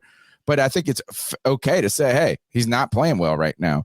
Right. But I thought that this game, the way the defense played so well, that you were one touchdown away, one good drive from negating all of that, from wiping the whole, like the Etch-a-Sketch, remember, or whatever it was, and you get to run the thing, and we just go, hey, you know what? Early struggles, but man, that's some grit, some tenacity. It just didn't work out. Go ahead, Anthony, and then we got to talk about Kev, and hopefully we get to see them.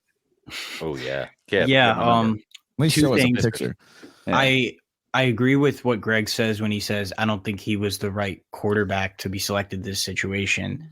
I think I don't know if the quarterback was there for us, to be truly honest with you. Sorry. Yes, that's I don't know if you could, I don't know how much better Richardson or Stroud would do in this system. I mean, there is nothing really, working with.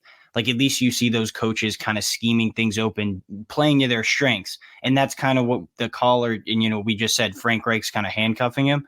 I think the last part of this is, what is our offensive identity? Like, what are we supposed to be right now? Because at least when we had Christian McCaffrey, we knew, okay, we're going to run the ball to Christian McCaffrey. We're going to do this. I just don't know what our identity It's Bryce. is. It's Bryce. It's got to be Bryce. And that's fine. It might come with some bumps and bruises. It might not come immediately. That's why I'm thinking when we're in 3rd and 3 or the 4th and 3, I think you have confidence and you say, Bryce, this is what we got you for. Spread them out. It's 3 yards. We don't got to get a touchdown. We got to get a first down. I think you got to put him in positions to get him and gain him some confidence. I think the maybe we've given flowers too much to too many people too early. We were so excited about this coaching staff, and I don't want to take him away. I'm not even ready for Frank Reich to take the play calling away. I think Thomas Brown might need to be more vocal and say, hey, Frank, let's not run it up the middle. Anthony, I know you got to roll at 12. Last comment for you. Oh, he might have gone. Oh, hold on. What did you say? You got to leave at 12. So here's the mic before you go. Yeah, man. As always, I'll always keep pounding. Thank you guys for allowing me to come on here, man. I really appreciate it. You already know C3, best podcast on the internet. Hit the like, hit the subscribe button. I'll definitely call in Tuesday. You already know the whole gig. See y'all Friday. Which is like in 1 minute. Oh, yeah. You can play my call. Just don't play it while I'm on this because I kind of gave away what I was going to say. But thank you guys so much, man. Keep pounding. I'll see y'all later. All right. Thanks a lot, Anthony Picarello. White Chocolate Express, Kev is out with Cody right now. He said, if you can only see Cody right now. Well, we can. You got a smartphone, bro. Right. You got a smartphone. You can. Send me some pictures, man. Or just come in live for a second. Get stream, you up in this. All right. Will Horsley, thank you, man. So many generous people tonight. Crazy generosity tonight. Will Horsley with a $9.99 super chat. He says, I personally think a shitty O-line is making Bryce paranoid, can't make his reads confidently. What are your thoughts? All right, what did you guys think about the offensive line? I feel like as Panther fans, we have offensive line PTSD. And there were moments, right? There was one moment where they just walked right up the middle and you're like, oh, poor Bryce. And that was the one where somebody got him by the shirt and yanked him down, and you're like, oh, that is actually the concern about having somebody so tiny is that he got ragdolled by nothing. Right. But your thoughts on the offensive line? We had some movement. Savala to left guard. They put in Cade Mays, did not work out. Took him out with a three name.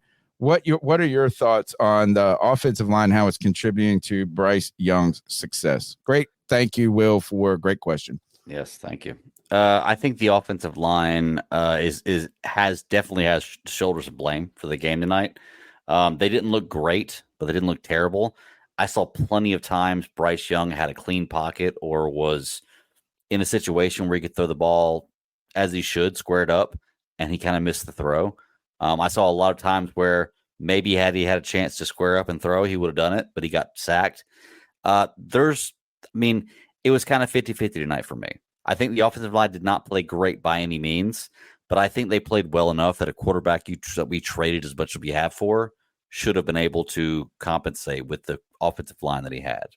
I don't know. I don't disagree. I don't not agree in all with plays, that. in some plays. Yeah, I think he could have played better even with the offensive line play. I do agree with that, but I also think it's not just a matter of him being protected. It's that run game was horrendous. Like we had one run that was over 5 yards, and that was the first run of the entire game. That was the red flag for this offensive line more than the pass protection. Yeah, the pass protection is not even that big of a deal. It was like every time that they were trying to get pushed, man, it was they weren't opening up any run lanes. And that's a testament to that Saints defense, but also a concern with the fact that we've lost probably one of our better rated offensive line and Brady Christensen for the rest of the season. And then you had to start messing with people's, positions that they had been playing in preseason and what have you. So now you add Cade Mays to the mix. You end up having to bench him halfway through the game. This is more of a problem from the run. I mean, here's the thing. When you don't have wide receivers that are getting a tremendous amount of separation, I know you don't, want to buy too much into that, Tony, but that's a piece of this, right? Yeah, I mean, I think it's okay. I think it's a little low hanging fruit for some people. Right. I think calling Adam Thielen old and slow is a little unfair right away. When I saw a stat where he was actually one of the faster players on the field for the Panthers. You know what I mean? Like, so I just think it's easy to say, oh, these receivers could be getting so much open. But I saw plenty of times where guys were open and Bryce happened to either be looking the other way or feeling like he needed to go ahead and go off structure. So I just don't think it's the simple thing. I don't think, hey, you put in Justin Jefferson here and all of a sudden Bryce is throwing 400 yards a game. I don't think it's that simple. I don't think it is either, but that's the reason I don't think it's that simple is because if you can't get your run game going, this secondary will have their field day making sure that you can't pass the ball. Like, and the thing is, they weren't threatened by the passing. So our passing game wasn't there. That was the case last week. Our run game wasn't there. And so this like when you watch some of these formations, they were doing single high safety. They didn't even have a fear at all for what our offense was going to be able to do. Like they were playing all that mid to short to mid range zone and everything, and that's like that was the Achilles heel of this entire thing. I think I would have played just a little bit more West Coasty, like, you know what I'm saying? Like spread them out, short passes, move, maybe up tempo a little at some times. Right. So yeah, is the wide receiver core a strength of this team? I mean, no, right? And I mean, obviously, we're relying on Mingo right now to be an important player. We didn't see any Terrace Marshall Jr., who we thought, man, I don't even know if he got a single catch this game. I don't even know if he played a snap, to be honest. And I stupidly put his ass in Prize Picks for 11 yards. Yeah. But like, it's like this, is it rhythm? It's all of these things put together. And so, yes, not having burners, not having this, but I think at the end of the day, there's other ways to scheme. I think tonight, really what I would have done, and look, hindsight's 2020.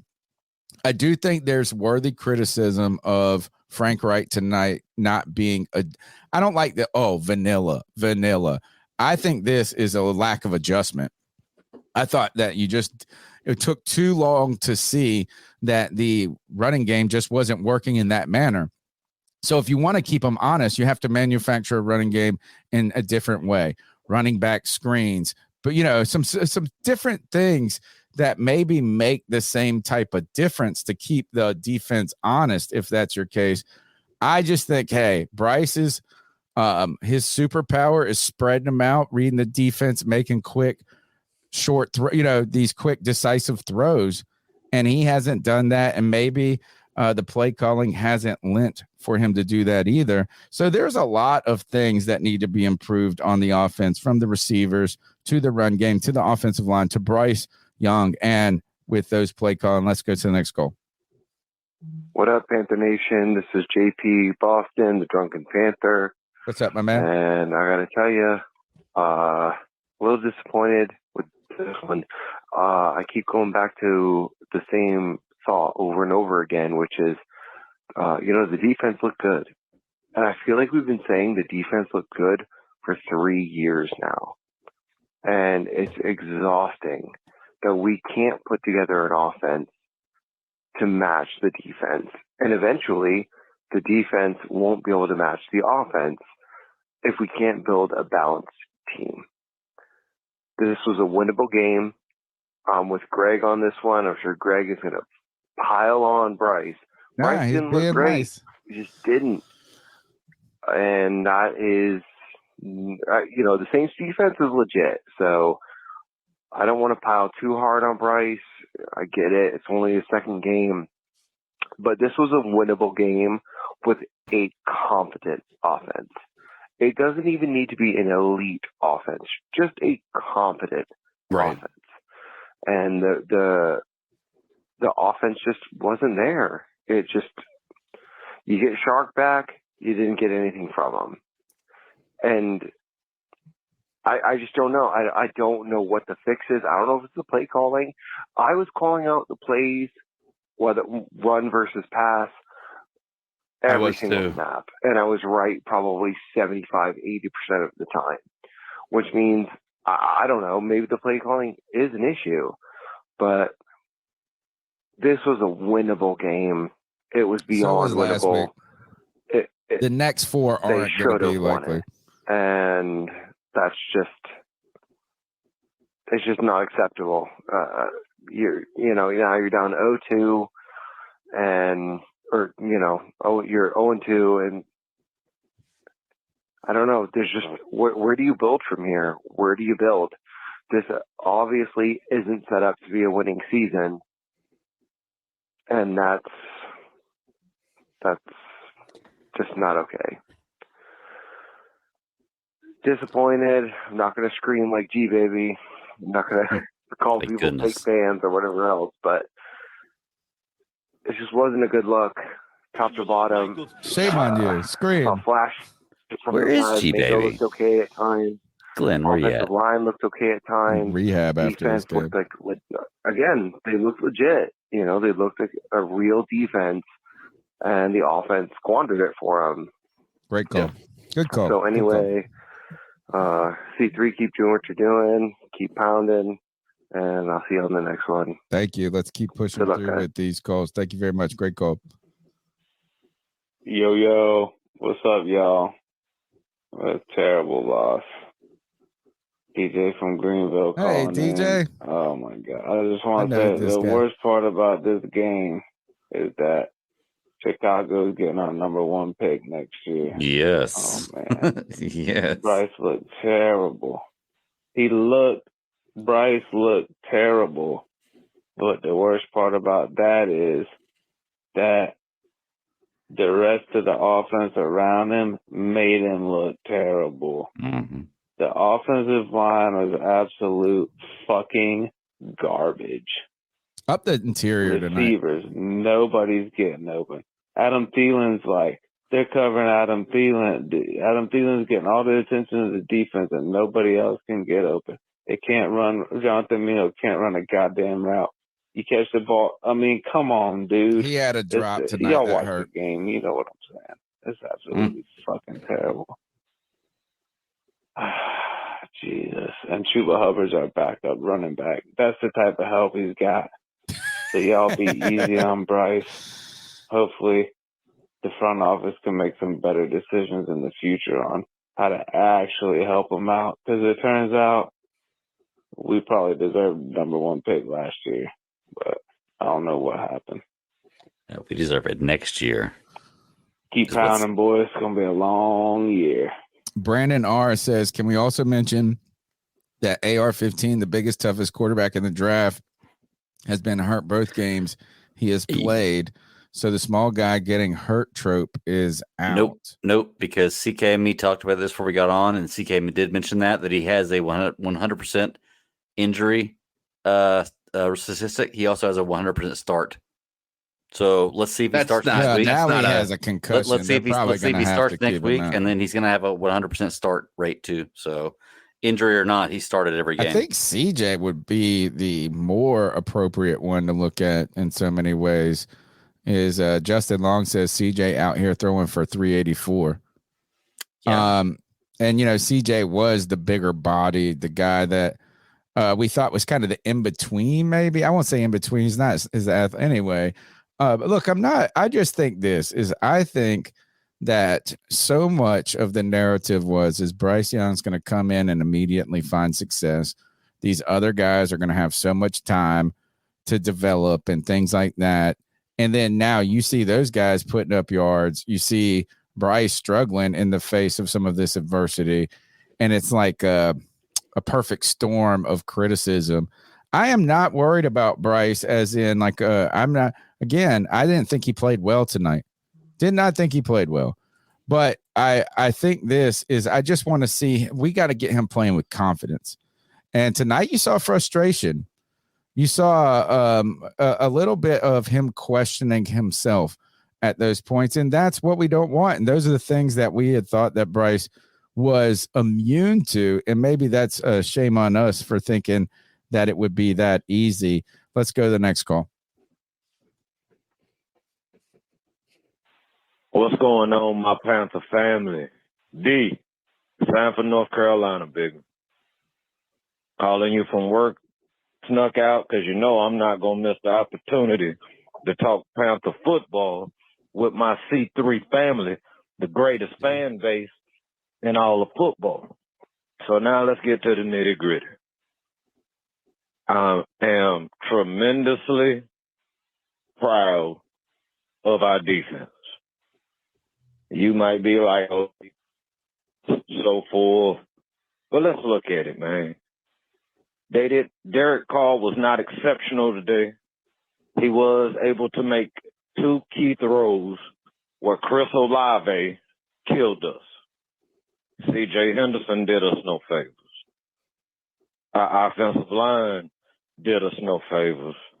And they kept us in some very, very strict situations as far as the defense, where their back was against the wall to stop this game from totally getting out of hand. And towards the end, I know they was tired and they gassed, but they kept fighting. As far as Bryce, we've got to do something with play calls. I'm not really digging a lot of the play calls that we are doing. I think like when you have a Miles Sanders, if you pay attention to what he was doing in Philly last year, there was a lot of RPO action, pistol action, different things of that nature, kind of stretching, giving him an opportunity. And I understand we don't have the same offensive line as the Eagles. I would be an idiot to say that we had the same offensive line as the Eagles. But you've got to find a way. You've got the game plan to get that man in open space so he can do what he does. As far as our receivers not getting separation, we took on one of the best secondaries in football. And I don't like the Saints, but I like to give credit where credit is due. Their defense applied pressure to this banged-up offensive line that we have. And, yeah, we've had problems stopping the run this season so far, but I felt like our defense really, really showed up. And my final just take on this whole team as far as this game right here, there's a future, people. I see the light at the end of the tunnel. I understand that this was not a great offensive production, but the way our defense is playing, and if we can just figure out how to muster some offense that's not necessarily a field goal. The star player for the Panthers today, Eddie Pinheiro, he was money. Shout out to Eddie. And for Cruiser Hill to come in for Shaq Thompson the way he did, I loved it. Sometimes having to be matched up on Michael Thomas, that was a nightmare. But in conclusion. Well, he got cut off. Let's see. Oh, he's not next. Let's go to the next one. Fat fingers, fat fingers, fat fingers. Hold on. Let me get 2 scoops of this real quick. Oh, God, JJ. We got 100 calls. Like one scoop. We look like the worst team in the NFL.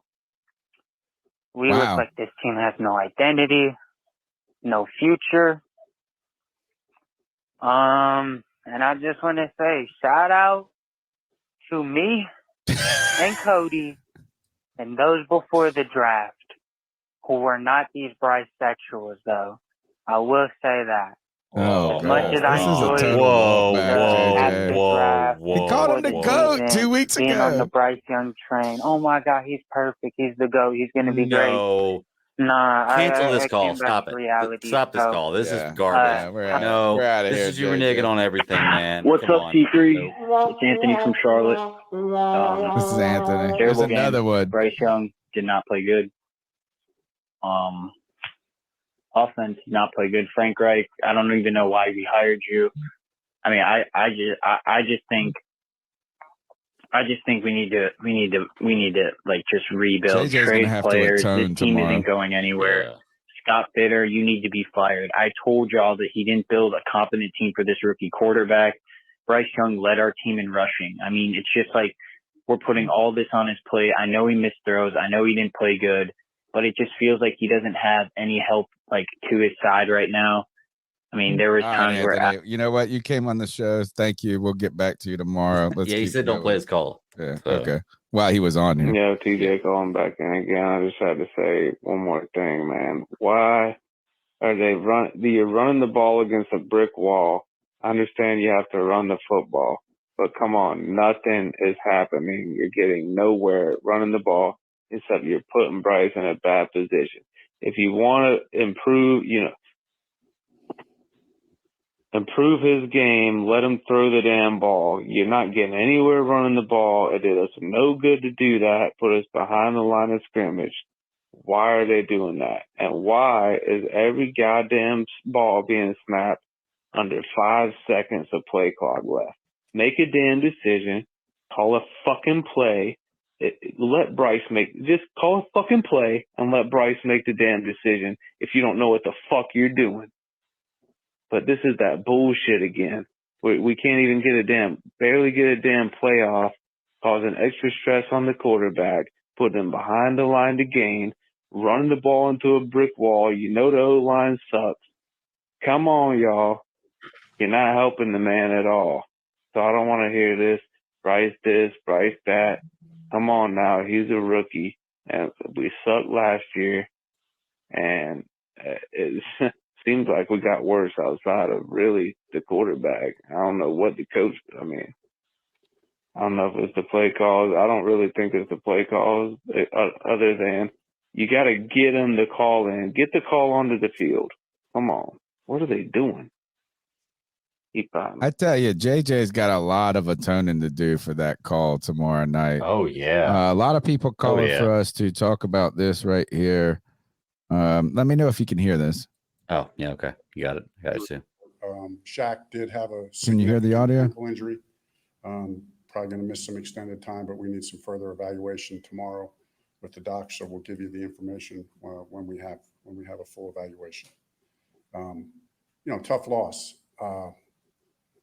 We just got to own every bit of it. We got to learn from it and got to get better. Obviously, I thought the defense really played well, kept us in the game for a long time. I was encouraged, it's 6-3 at halftime and feel like we were struggling like we were behind the sticks all the time. Just couldn't get a rhythm and couldn't get momentum on offense. Some penalties and some miscues here and there had us behind the sticks. Defense kept us in, made plays, got some turnovers. That was good. I thought special teams played well. We're talking in there for a little bit, not with the team, just talking with a couple guys. Like I've seen this before. It's not that far away. It looks bad, but really, I don't believe it's that far away. We make a couple plays here, we here and there, and next thing you know, you got 28, 30 points. I know that's true. I know we have the players and the coaches to do it. Okay, good coach speak here. I have zero doubt about that. It's just we have to execute better on offense. I'll open it up from there. Frank, is there a couple plays you can point to that kind of back that up, what you're saying about being close? Yeah, fair question, Joe. Let me look at the film just to really and again, I don't like to single plays or players out, but I just know in the course of that game, there were a couple opportunities here and there that we just. That sounds like he doesn't believe it. Yeah. Coach talk. A lot of pressure. He's got to. About the way he's handling that pressure. I think Bryce is handling the pressure well. Listen, he's a quarterback, head coach, quarterback, right? We're going to take the heat and that just comes with the territory. So you own that and you understand that when you're in that position. And Bryce understands that for the position that he's in. Where's the Bryce interview? I can tell you this: it's certainly, our struggle on offense. It's not one person. Again, we'll look at the film, but I thought Bryce did some really positive things. Made some plays with his feet, made some good decisions, made good throws, showed plenty of things that we want to see. So was encouraged by that. I know how hard it is to play that position. I've been around it a long time. And I know how dependent it is on everything. So we all got to get better. Everybody's got to get better, coaches and players. So that's the way we work through it. Then it came after receiver play where they get enough separation. Yeah, I thought the receivers ran good routes. I thought at times, I thought there's some things that looked good out there at times. So again, I got to take a closer look at the film, but I'm confident in our group of receivers. yeah, I'm confident in our group of receivers. Came after return. It was just something that you guys were doing with preseason where you would call the first half, Thomas Brown would call the second half. When you get kind of in an offensive rut like tonight, does it ever come up as a possibility to possibly let him get in and call a few, or is that not a change that you would make in game? Yeah, that's not a change I would make in game. Listen, the way I've mentioned this before, the way we call plays, I'm calling the plays, but it's very collaborative. I'm talking to those guys on the sideline, but I'm the one who calls them. And, I'm always going to do what I think is best for the team. Right now, I think it's best for the team that I'm calling the plays. I'm confident in the play calling. We all got to get better, but I'm not ready to do anything there. Thomas is a great coach. He's, one day I want him to call it. When that now be, it's getting farther down the road, but, though. Right now, I know it's a lot of things. It's not. All right, here, I'm gonna pause it right calling. here. I can be better. All the coaches can be better. All the players can be better. I'm not saying it's perfect, but I'm confident that we have the coaches and the players and the play caller to be better on offense. Frank Reich does not sound ready to consider giving up the play calls. Nick Sirianni had to do this in Philadelphia 2 years ago. But here is that, you kind of had some illusions from the beginning that, this is how it's going to work. And then we're going to ease Thomas Brown in, that I'm ready to pass the reins on when he's ready and stuff like this. To me, now what this is saying is Frank Reich doesn't want to give away the play calling, and he's not interested. I don't know if that day will come, to be honest. No, I agree. It sounds like he has no intention at some point, right? Yeah, he has no intention right here. It sounds like of giving away the play call. 100% it doesn't. All right, let's go. We're going to take a call, then we're going to come back to this. We'll do the Bryce Young. We'll talk about Bryce Young's interview on the Tuesday night show. So we'll get through this post game, but here we'll take a couple calls here. We'll come back to the Frank Reich. Frank Reich said he's confident in the play calling. I would have liked him to say this, is I could have done some things better tonight. I would, and maybe like him saying the right things for me. I don't know if I need that, but that seemed a little tone deaf in the idea that the game was called correctly, and lending towards what a lot of people have been saying about Frank Reich and his play calling. Let's take a call. Yeah, this is Panther Pickle. Let me tell you what. Bullshit. G-Baby, you're a freaking liar. I do a lot more screaming, but I'm outside. It's in the middle of the night, so I don't want to wake everybody up because of sir. But let me tell you something. I'm done hearing about Bryce the Truth Young. That's a fucking lie. The guy's too short to see over the line of scrimmage. This is a fact. This is not a snide comment. This is a fact. There were open receivers on most of the game today. Bryce couldn't see them. Okay? I don't want to hear the fact that the receivers can't get open. Are they perfect? No, the receivers are not perfect. I agree with him on this. But they were open. This Miles Sanders is the god. Bullshit. G-Baby, shut your fucking mouth. I'm wrong. You I thought need Miles to Sanders stop was sucking awesome. on Bryce Young's cock. Fact is, you and Anthony both need to stop sucking on Bryce Young's cock. Pickle. And I've got a lot more to say come Friday. Pulling a Greg. Don't forget, by the way, you can go to CarolinaCatChronicles.com, hit the shop tab under gear, and get cool shirts like the original C3 shirt, One Nation, One Voice on the back, 2 state.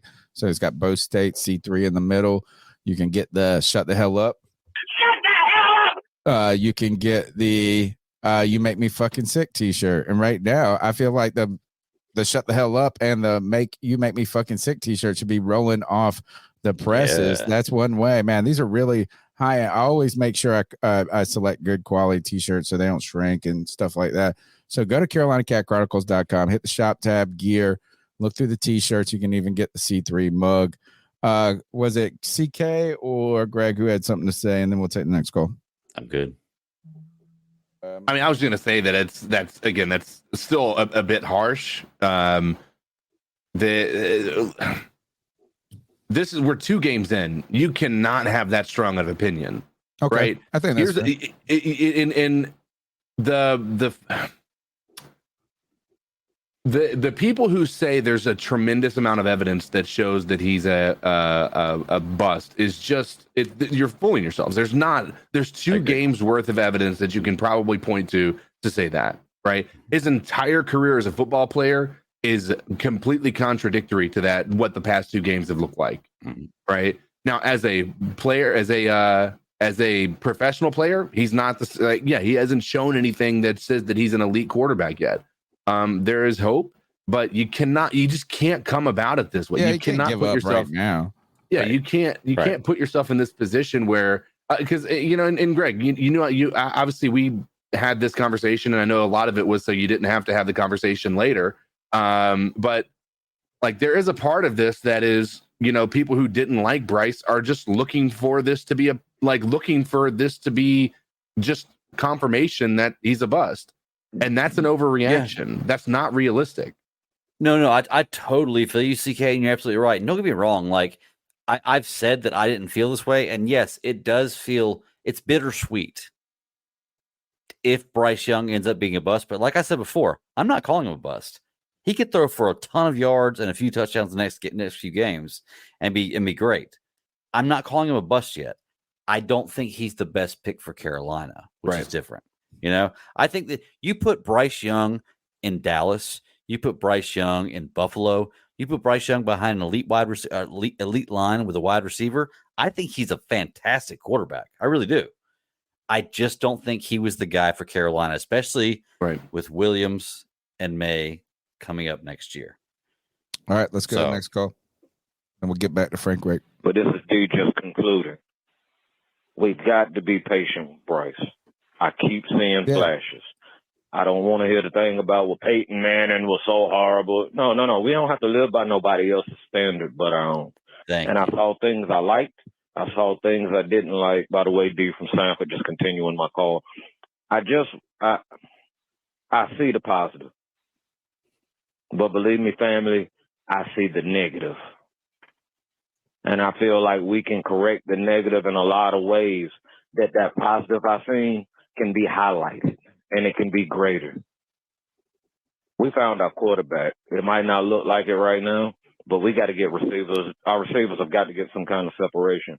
We've got to have some different play calls. And hopefully somehow we find an O-line unit together that can play a whole game. And we can play. Because there was too many third downs where we had the penalties when we were moving the ball well. We was having false starts and so forth. But in conclusion, not to talk all your head off, I know it's late. We're going to be all right. Keep pounding. I love you, Cody. I love you, Tony. I love the whole C3 family. Y'all have a beautiful night. I got till 2 o'clock before I get off. I'm going to stew and simmer over this and listen to you guys give some of the best, complete, and beautiful Panther coverage. Love every single one of you. D. Thank you, D. Appreciate it. Let's go. Look, this are just like multiple seconds because he's learning the show. He's probably not here anymore because he said he had to go to bed. And I said he smoked great weed because he was crazy on Twitter. Hey, it's Mason from Twitter, by the way. So yeah, I don't know how. I've never called in, so I wouldn't know. But yeah, that's just I don't know. That's why you follow the instructions, homie. Let's see. What happened to your nigger quarterback, Brad? Oh, whoa. Yeah. Chill out, man. The hell's that? Right. Next call. Hey, what's up, guys? It's Seven Sports Talk here, and I just want to call in. It's been a while since I've called in. I'm always listening to the shows on Tuesdays, but it's been a while since I've called in. But man, normally I'm optimistic. I've been a little bit more optimistic as a sports fan in the more recent years than I have in the past. And this game, I know it's 2 weeks into the season only, but Bryce Young, like, I was watching the game with Pickle and a bunch of us, and Pickle kept calling out that there were some wide open receivers, and Bryce just wasn't throwing the ball to them. And I believe him. He's right. And he's right there.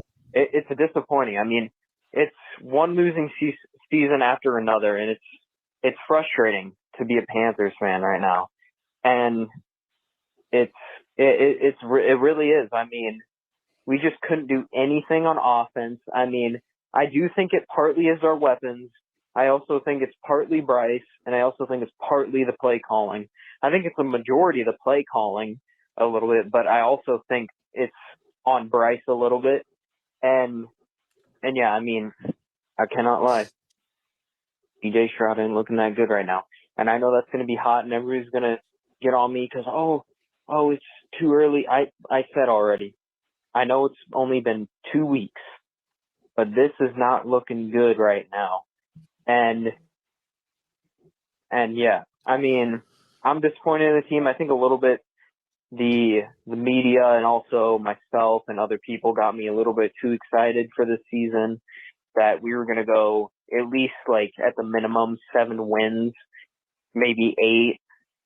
I thought maybe we would get 10 wins, go 10-7, but it's looking like, I mean, right now it's looking like it would have been nice to have a first-round pick this year, if I'm being honest. If it keeps up like this, it's kind of going to be annoying knowing that we gave away a first-round pick, and that first-round pick might be top 5. Like I said, though, only 2 weeks into the season, so it's a little early to worry about that, but it's not looking good right now. It isn't, and I'm disappointed as a fan. Normally, I'm a little level-headed and not too. I don't get too worried, but yeah, y'all keep pounding. I might call in again. We'll see how I feel though. Keep pounding, y'all. Somebody put in. Thank you for the call. Somebody put in the chat that it's like the 1950s in here because of the last call. This is how dumb racists are. This dummy. I got his phone number. Great. Like we could call him right now. You know what I'm saying? Like we could, and because I'm not a person who wants to give someone that platform, I'm not even going to put his phone. I could put his phone number on the internet now, but he's going to be blocked. And you know what is that we want to have a fan discussion here, but that is not the place for this. And what a dummy. I mean, 980 Eric. I mean, like I have it, the fucking phone number. What a fucking idiot. Let's go to the next call. We'll go back to Frank Reich. These are short calls. Hey, this is Wavy Cat with 2 P's. I was wondering if you guys would, consider showing this voice message to your community. You guys fucking suck on it. Yeah, thanks. Well, nice. I wonder what. Not terribly wrong, but yeah. These are nice late night trolls. Good try, buddy, but you didn't get it. Hey, I just think that Bryce really didn't have a bad game. It was very fine. It was very okay, but it's going to look better because of the last drive. And I think that people are going to unfairly factor in the last drive to the performance that he had, which was mostly like mediocre. But it's just so difficult to evaluate Bryce based on such a difficult situation. And what the real issue with the Panthers offense is right now, in my opinion, is that we really can't get ahead of the sticks at all. We're in so many second and longs and third and longs. We never get second and mediums or second and shorts where you can really open up the playbook and run play action and run shot plays and whatnot. And we just get none of that tonight. You look at tonight and it's like, we're on 1st and 15 because of a hold or a false start. Hayden Hurst had a penalty. Cade Mays had a penalty on that 4th and 1, of course. And it's just like, this is not winning football. And I think this comes back to Reich and the coaching. Of course, this is not a very disciplined football team, unfortunately. And Bryce needs to be better. Absolutely. But from what I've seen tonight, and I think a lot of people that watch film, like you look at JT O'Sullivan and his film room, like he's going to watch this game. He's going to say, like, yeah, Bryce Young played a relatively good football game. It was okay. It wasn't great. It wasn't bad. And, it's just a hard position to succeed in. And that is kind of why I think the Bryce Young panic is very overblown. I think we really need to like pump the brakes and say, hey, Bryce, you need to be better. You're going to be better. And that's exactly what I think we're saying. We expect to be better. It is to a certain extent. That's what I think. I don't know. We got to run the ball too. We can't just run the ball so poorly. We got to get in good positions on second down. Our receivers need to get open. On that play that was almost a pick, quote unquote, that Alondre, whatever, number 1 on the Saints almost got. Thielen ran, he was absolutely boxed. And dude, as an NFL receiver, he threw a cupcake pass up, bro. you got to win that route, man. Can't like throw you a just got to ball like win a that route. lollipop like up. that. What do you? Bryce throws that ball before Thielen's even broken, and when he throws it, like one's right on Thielen's hip. It's that's just bad receiver play. And what do you want Bryce to do about that? He threw it at Mingo, and of course, I don't want to Bryce bring can't up fumble. CJ and He AR. got away with one. I will if I have It to. should say 2 turnovers on the stat sheet. Honestly, he got away with the first one was terrible. The second one was bad. That's not okay. But it's just tough to watch Bryce out there in a position that is so difficult. And Frank Reich, he needs to do something. I think Thomas Brown should take over the play calling. I think that's pretty popular opinion. Okay, that's fair.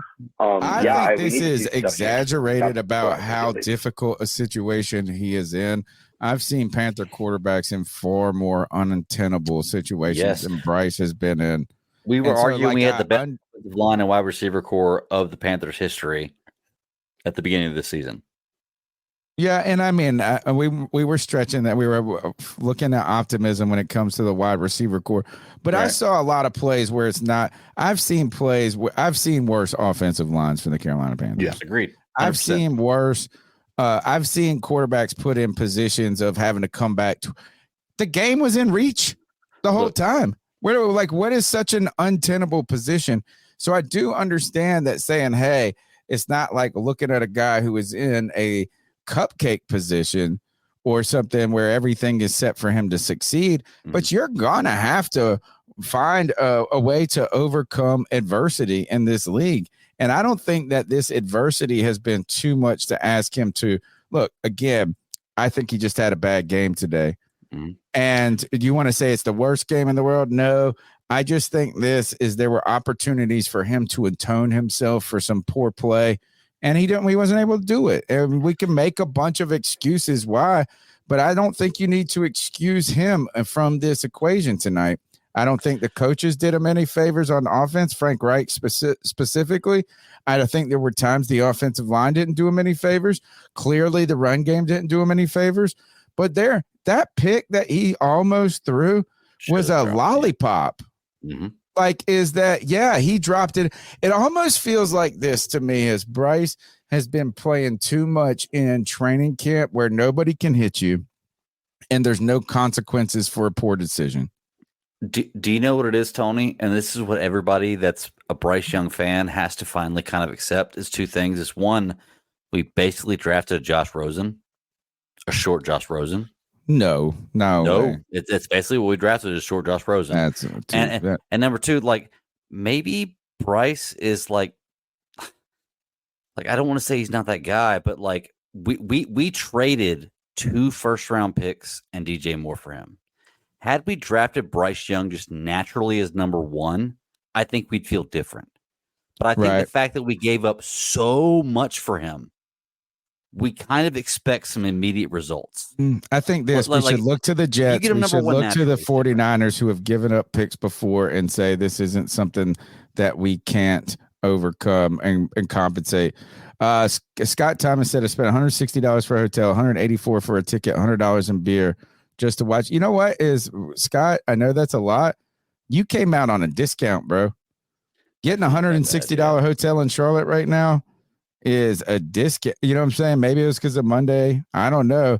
But that is another thing. That's a question is at what point I think that's a existential question for NFL is like, at what point is it just too expensive for you to attend in a game at all? I mean, like to take they're pricing the middle class out. And I think you see that too with Bank of America being so financially oriented, the PSLs and things. There's so many business interests there. Let's finish up Price. Frank Wright, we'll go back to him. And ready to be an e-commerce pioneer? Bluehost has step-by-step WordPress onboarding to make creating and run. Skip ads. Don't do that when it's our ad. The elements of the run game that you're looking to enhance for this team moving forward. The offensive line is juggling a few pieces there, but is that problematic from your view right now? I thought last week, we ran the ball well, and then we didn't get the run game. We didn't get to the run game early. We were behind the sticks. I just felt like we were behind in long yardage situations. I have to go back and look at it. Yeah, because you ran the ball, like got no yards. More runs. We had that one nice run on the second play of the game. I think you remember that play? Run. It was like 13 yards, and that was it. Do you remember he couldn't remember a play that said you were close to your offense, but he can remember that? Throckmorton was in late. Was that injury or other? No, that was just, we had talked about giving him a few plays, in the game. So that was kind of planned out. Given it came after a turnover, how big of a blow was that fumble in the first half? The what now? Given it was right after you guys forced the turnover, how big was that fumble by Bryce in the first half? Every turnover hurts, right? I mean, every turnover hurts. That's one of those unfortunate ones where he made a lot of plays he made several plays with his feet today. This one guy comes behind him, gets the ball out. So it was a tough break, but we got to try to minimize turnovers. Wanting to run the ball more.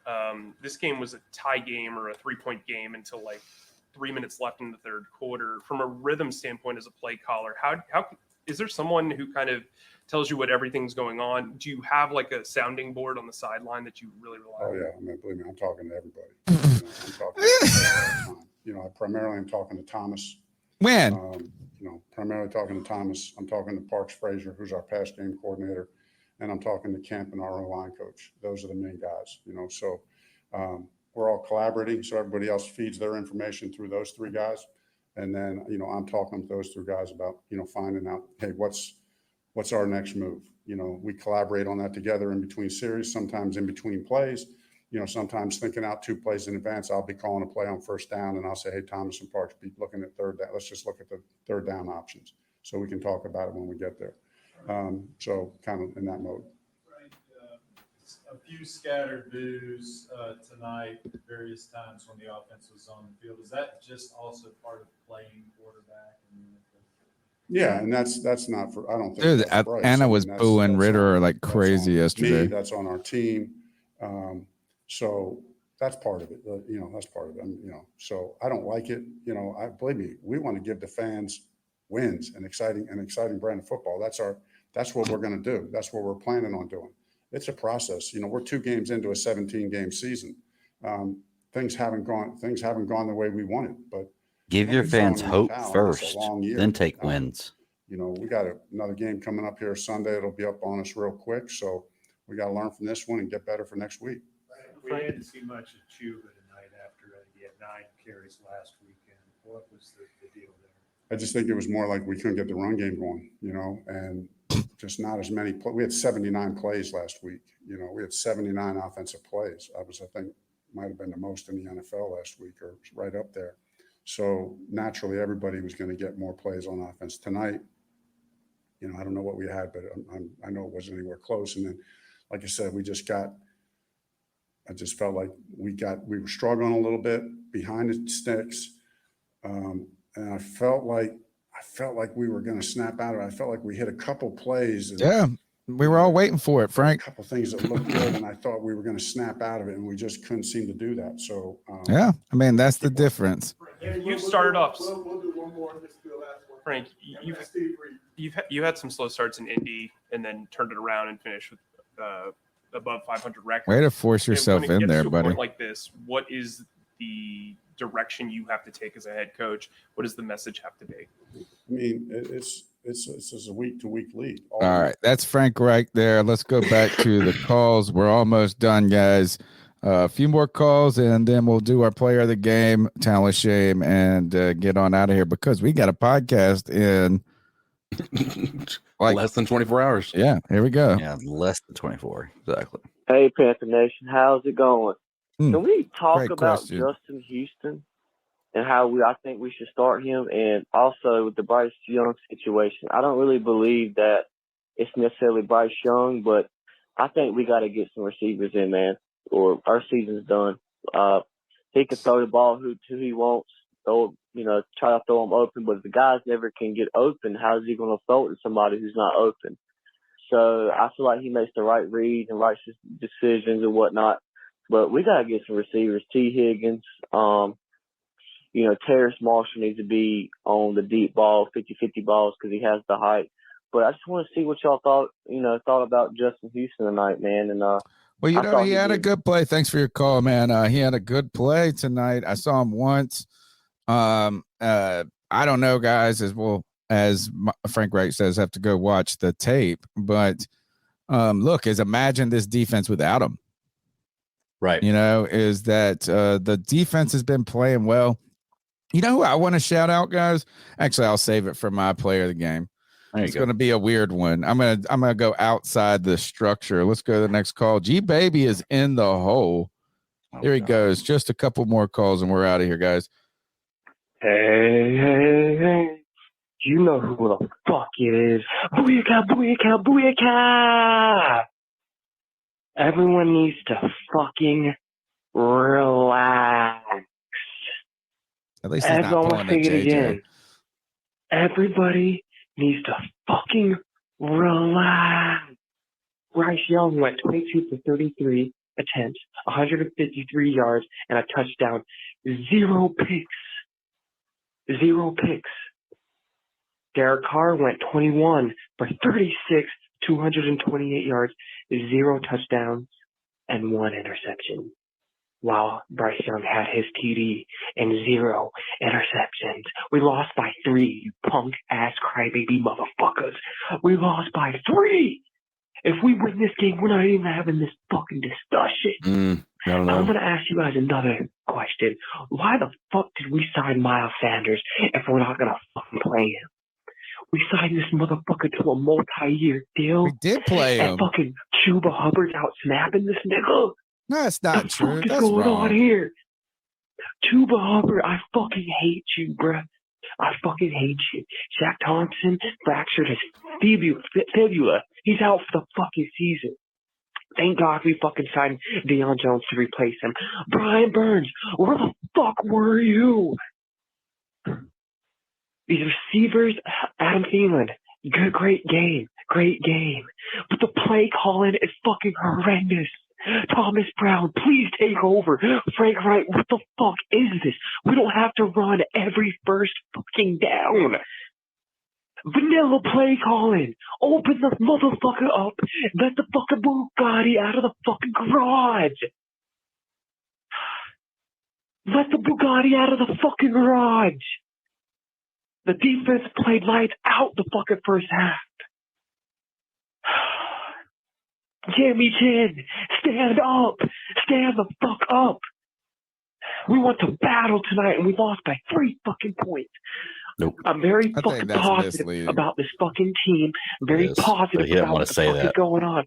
Gregory says the QB, the right QB for the fucking Carolina Panthers. Bro, just shut the fuck up, bro. You front running fucking bitch, bro. You a Kim K. Dick jumping motherfucker. You front running bitch, bro. Where were you all G baby, man. He's a fucking don't bitch. even- Come here, Gregory. Come here, girl. Come here. Man, you already know who the fuck it is. Everyone needs to fucking relax. On to the next fucking week. Let's get it. He is crying. Says G Baby crying. He is crying. No Look, man, way fuck Chuba that Hubbard shit. had more. No, no. You know what? plays Hey, than Miles seriously, Sanders. fuck that shit. You want to defend 153 fucking yards and what should have been a fucking touchdown? Bryce Young should have 6 fucking interceptions, 1 touchdown, and 3 fumbles right now. And penalties and fucking lucky bullshit is showing that he doesn't. Tell him. So don't You know talk what? shit, G baby. Hey, G Baby. All right. Tell him. Don't talk You make shit when he me got fucking 70 yards and fucking sick. garbage time to bring to 153 yards. The fucking truth. Shut the fuck up, man. You can buy the G Baby shirt. You make me fucking sick. Make me fucking sick, G-Baby. CarolinaCatChronicles.com. You can also find the C3 coffee mug, the Pickles shirt, and the C3 Panthers podcast, and some old throwbacks are still out That there. put in the bank is nice. Here we go. We got 3 more calls to go. Hey, C3 Podcast. This is Michael from Greenville, North Carolina. Hey, buddy. And, I just Good wanna town. put my little emphasis on what I think about Bryce Young. We're talking about throwing receivers open. I don't know if if we ever heard of other quarterbacks throwing other receivers open, and this might be a different take, meaning like, why is he got to throw him open? Just look at the wide receiver and throw it where he's at or where his old hands lady's is at asleep. opposite to the receiver. So is it really the play calling? Is it the receivers not getting open, or is it a Bryce problem? All of So them. you're saying throwing a receiver open, but you're anticipating where his receiver is going to go instead of looking where he's going to go, if that makes sense, or looking where he's at. And as y'all saw in the game, well, you saw this game, the last game in preseason, where he overthrows receivers. I think this might be a combination of Bryce Young not being able to, I would say, throw it to the it's hard to explain because throwing a receiver open, like you're anticipating where he's going and he's not there, but you're not adjusting to throw it where he's already at. Because if you see with Patrick Mahomes or all the elite quarterbacks, they can throw it where they're at. I'm pretty sure they weren't making the same mistakes as Bryce Young is making. Also, well, that was supposed to be a superpower. These mistakes as C.J. Stroud and whatnot. And I know it's early, but it's been a long time. But was Cam Newton this bad? And he was the number one pick. Was he this bad? Cam was lighting the shit up, but he was coming off a national. It's different because we didn't trade up for him. And I think it's a different side of the spectrum of And Cam was electric for the first 5 years. Anyway, keep pounding and let me know what y'all think. Thanks, call. Good call. I think the disappointing part is that Bryce isn't throwing the guys open. Whether or not that's because they're not open, they can't get open, all these different reasons. I think all of these things are factored in. I want to address this. DJ, that kid's 91 says, show me the plays where wide receivers are getting open, and I will blame it on Bryce. I'll show them to you. Hit me up. I think it's Daddy on I think the fact of just saying someone didn't play well does it. I think blame sounds like this is like we would have won if we didn't have Bryce. That's not. I don't think I think we're just saying this is Bryce didn't play great, and Bryce hasn't played fantastic just yet throughout his time. He hasn't been playing with confidence, and there have been plays where he left them on the field. There have been plays. There have been plays where it hasn't been his fault. There have been plays where the wide receivers aren't open. I think blame makes it sound like that's too easy of a thing out. I just think this is right now the number one draft pick, the guy that was supposed to be most pro ready, has had the least success out of the three quarterbacks that were drafted early on. And I don't even, maybe it's not helpful to compare him to CJ Stroud. Maybe it's not helpful to compare him to AR because they're in different teams, different situations. But we can say Bryce I bet you this. I think Bryce will be the first person to tell you that he thinks he can play and should be playing better than he has. So last two calls, they're shorter ones, and then we'll do our stuff and get out of here. Hey man, this is Thomas, man. Long time. Thank you. But look, my issue is not even Bryce, man. Bryce is doing what any rookie quarterback would probably do. My whole issue is the fact that you traded so much to get him. And that's what you were talking about, Greg. When you trade a package like that, you are referring to we're about to win right now. That's the whole aspect of it. The whole preseason, this vanilla play calling, all of this stuff that was going on. I'm just watching and looking like this is the same team, same play calling, same defensive scheme we've been running since the Matt Wood run. So I'm just it's just frustrating, man. Because you traded so much to get Bryce, and I don't know, bro. I don't know, man. That's why it hurts more. Listen, that's why it hurts more. That's why it hurts more. But I also think it's also fair to look at this. What's the lens Greg's looking at this through is we could have had Anthony Richardson, right? We could have had CJ Stroud, right? Well, maybe no. I'm actually, I honestly. If before you go in further to that, I would have rather not drafted a quarterback this year. Really? Yes. Oh, I think that would have been. I would have rather not drafted a quarterback this year. If you're going to do it, go number 9 and pick up Williams or May next year. But the thing is like there's no guarantee that number one that you're going to be in the running or they're going to even be good this year either, right? We thought, based on everything we saw from these three guys. Like these were the guys, like these were this was a good quarterback class. I think that most everybody believed that. The problem with comparing the rookies is like their best performances. Like if you look at their week 1 performances, they were both lackluster as well. Like Anthony Richardson wasn't like his stats might have looked better than Bryce Young. Bryce Young scored as well, and they both played each other this week. So, but they played each other this week. With shitty team on shitty team. Shitty team on shitty team. Right. Not only just that means shitty defense on shitty defense. Yeah, totally. You know, and so here's where I will concede. I will be more concerned if we face those same teams and we don't have a similar performance from Bryce. Then at that point in time, I'll be more. We'll concerned. get to see it. I can feel you on that. Exactly. We play both teams this year. We do play both those teams. And here's the thing: is the Jaguars won a playoff game last year, and the Texans actually the Texans were horrible last year. Yeah. So the Jaguars won a playoff game last year. The Saints and the Falcons were both horrible last year. So we're basing it off of what teams are better. We got to base it on the teams last year. The Jaguars were a playoff team last year. I think it's fair to say Bryce has performed, has been the least productive out of all three to this point. I think that's fair. I don't think there's no buyer's remorse with me on this. It's just I want Bryce to improve from week to week, and he didn't improve from last week to this week. And Let's also, just put it that way. By the way, my defense on the Colts defense, number one, there's no evidence to say they're not shitty. Number two is they were ahead by like 3 or 4 touchdowns. And so CJ Stroud's numbers are going to be incredibly inflated by the He hasn't thrown interceptions. Like he played a Ravens team, and he's put up passing. I'm not defending the end of that. I stated that from the beginning. I'm not using Bryce's last. It happens, and 384 is way more than 153. That's all I'm saying. Yeah, right. Well, but when you're down by 4 touchdowns, you're not even right. But no, when you're down by 4 touchdowns in the first quarter, you're going to be passing the ball all the time, and they're going to be playing prevent defense the entire time. So you're going to be able to do a lot more with what you've got. The thing that's more concerning is the how did CJ Stroud, again, I didn't watch it. I'm just basing this off of what I saw from the stat or from the little ticker that goes across the bottom of the screen when you're watching games. But how did Stroud look? Did he look like he was that guy, or was it short passes that just he's not that guy? He's had some really good looks. He's like Bryce. He's had some very good looks, but he's not that guy. I think he's played better than Bryce, but not like significantly better. Like yards means things, but they have been more productive. Significantly better than Bryce. Somebody he's played said a good game. It looks like an Atlanta fan. I might be wrong. DJ, that kid 91. He says he's had the least amount of help as well.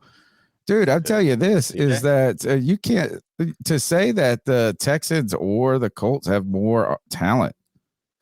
I think is nobody would have said that 3 weeks ago. Oh, hell no. You know, I mean, Jonathan Taylor ain't even playing for the Colts. And to be fair, most of AR's talent, or success, is from his running game, which we don't care about that when it's Michael Vick or Anthony Richardson or Lamar Jackson or the guy from Arizona. What's his name? I can't remember. Kyler Murray. We don't complain about it when it's that. So we can't get mad when he's scoring multiple touchdowns a game on the ground because he's scoring touchdowns. I don't think we need to be in the buyer's remorse comparison thing. I just think that these guys will always be linked. And it's pretty awesome that they all get to play each other this year. Right. Final call of the night. This is Tim Estes. I was just calling to say I appreciate C3 for all they do. You guys are about the only thing that's Panther related that's worth watching right now. Thank you. Because this team sure as hell ain't. Bryce Young fucking sucks. Scott Fitter needs to be sent packing with his stupid fucking haircut. Keep pounding. He does have a dumbass haircut. He looks like he's like a 5th grader. He's got a 5th grade haircut. All right. We're going to be here at 9:00 tonight. That's right. Tonight, 9:00. You can continue to call in at 252-228-5098. We want to get your thoughts. We'll go back, do some game rewatches. We'll have Cody Lack, hopefully, if he's not still out on the town. He might be getting married by the end of the night for all we know. It's like The Hangover, and he's going to be married to a stripper before it's over. I hope that's the case. Guys, we got 2 last things, and then we'll get out of here real quick. We do the player of the game. Our player of the game used to be, this is the David Dato Balls Out Award right now. David Dato Ball Out Award, formerly known as the AKA Dab on Them Award. Your ball out award tonight goes to who, CK? My ball out. You know what? I'm not going to go with the normal. I'm going to go with Kruger Hills. Oh, nice. Good one. For coming in here on a shitty situation. Shaq Thompson going down.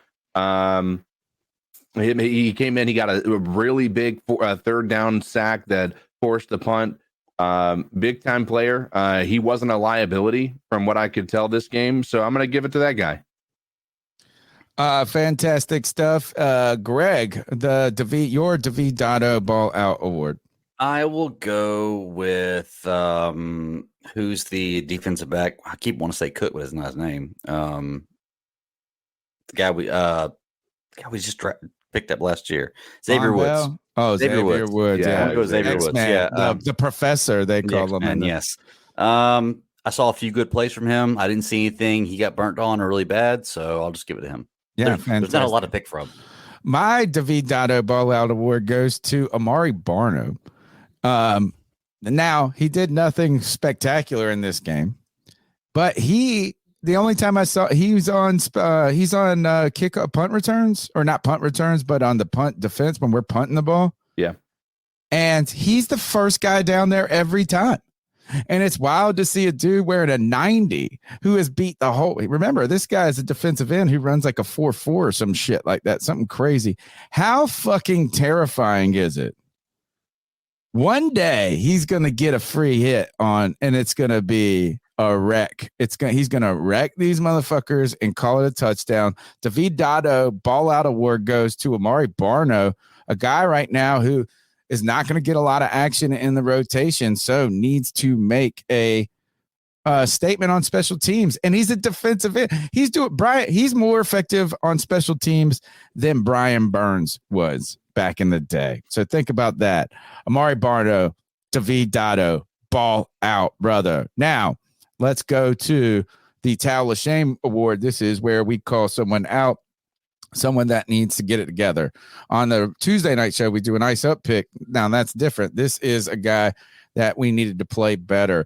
We'll go in the same order. CK, who did you want to be better tonight? I'm not going to go with the easy ones. I'm going to go with Cade Mays. Yeah, benched. Or I don't know if you would call it that. We don't know why, but yeah. Particularly for all those people telling us how much better he was than Brady Christensen and all of this in the background, had a tough night out. Towel of Shame goes to CK's Towel of Shame goes to Cade Mays. Greg, who you got? I have a big towel tonight. I got to go to two at least because I can't pick one, even though I like one way more than the other. But CJ Henderson and what's his name? Dante Johnson or DJ Chark. Not Chark. The DB. The one that got that was Dante inactive? Jackson. Dante Jackson, yeah. Oh, on the double move. Right now. Dante Jackson and CJ Henderson, man. I got to give it to them. They both got burned bad this game. They looked pretty bad. I'm usually a fan of one of these players, but like Jackson's my guy. But man, you got burnt bad tonight. So I am going to give my Towel of Shame because it really it goes to Bryce Young. I just wanted him to play better. He didn't play great. But I am going with Off the Porch Podcast, who says Towel of Shame goes to the racist guy. Somebody said put his number out there and stuff. I'm not going to do that. I'm not going to give people a platform anymore. I'm not going to lend towards badness or terrible people. And I don't know if this is the high road or anything like that, but here's the thing is his number will be blocked, right? That will be, but you know what is we're going to say this is we don't believe any of that here at the C3 Panthers podcast. Those are all antiquated views, people that speak and talk like that. And even antiquated is just a friendly way of saying fucking idiotic. Here's the thing is this is a place for fans to congregate. We are a place that's always said that all opinions are welcome. But when we mean all opinions are welcome, we mean football opinions. Right. Respect other people. And you know what? That just shows yourself. This shows how ignorant you are. But really, probably just how shitty you are. So to you goes Towel of Shame. No more platform to those people. No additional platform. My name's Tony Dunn. It's the C3 Panthers podcast post-game show. Tough night tonight, but we got through a lot of calls. But we're going to be back here at 9 p.m. tonight for this longest running Panthers podcast, the C3 Panthers podcast. We're here every Tuesday night, but you can find it on Spotify. You can find it on iTunes. You can find it on TuneIn, wherever you get your podcast. Go give us a subscribe, a download. Check out Carolina Cat Chronicles. There's some merch there. Don't forget our sponsors, calderalabs.com/C3. Manscaped, promo code Panthers. Follow me on Twitter at cat_chronicles. CK, tremendous work on the intro. I love it. And I have to say I'm a fan of the other one, though.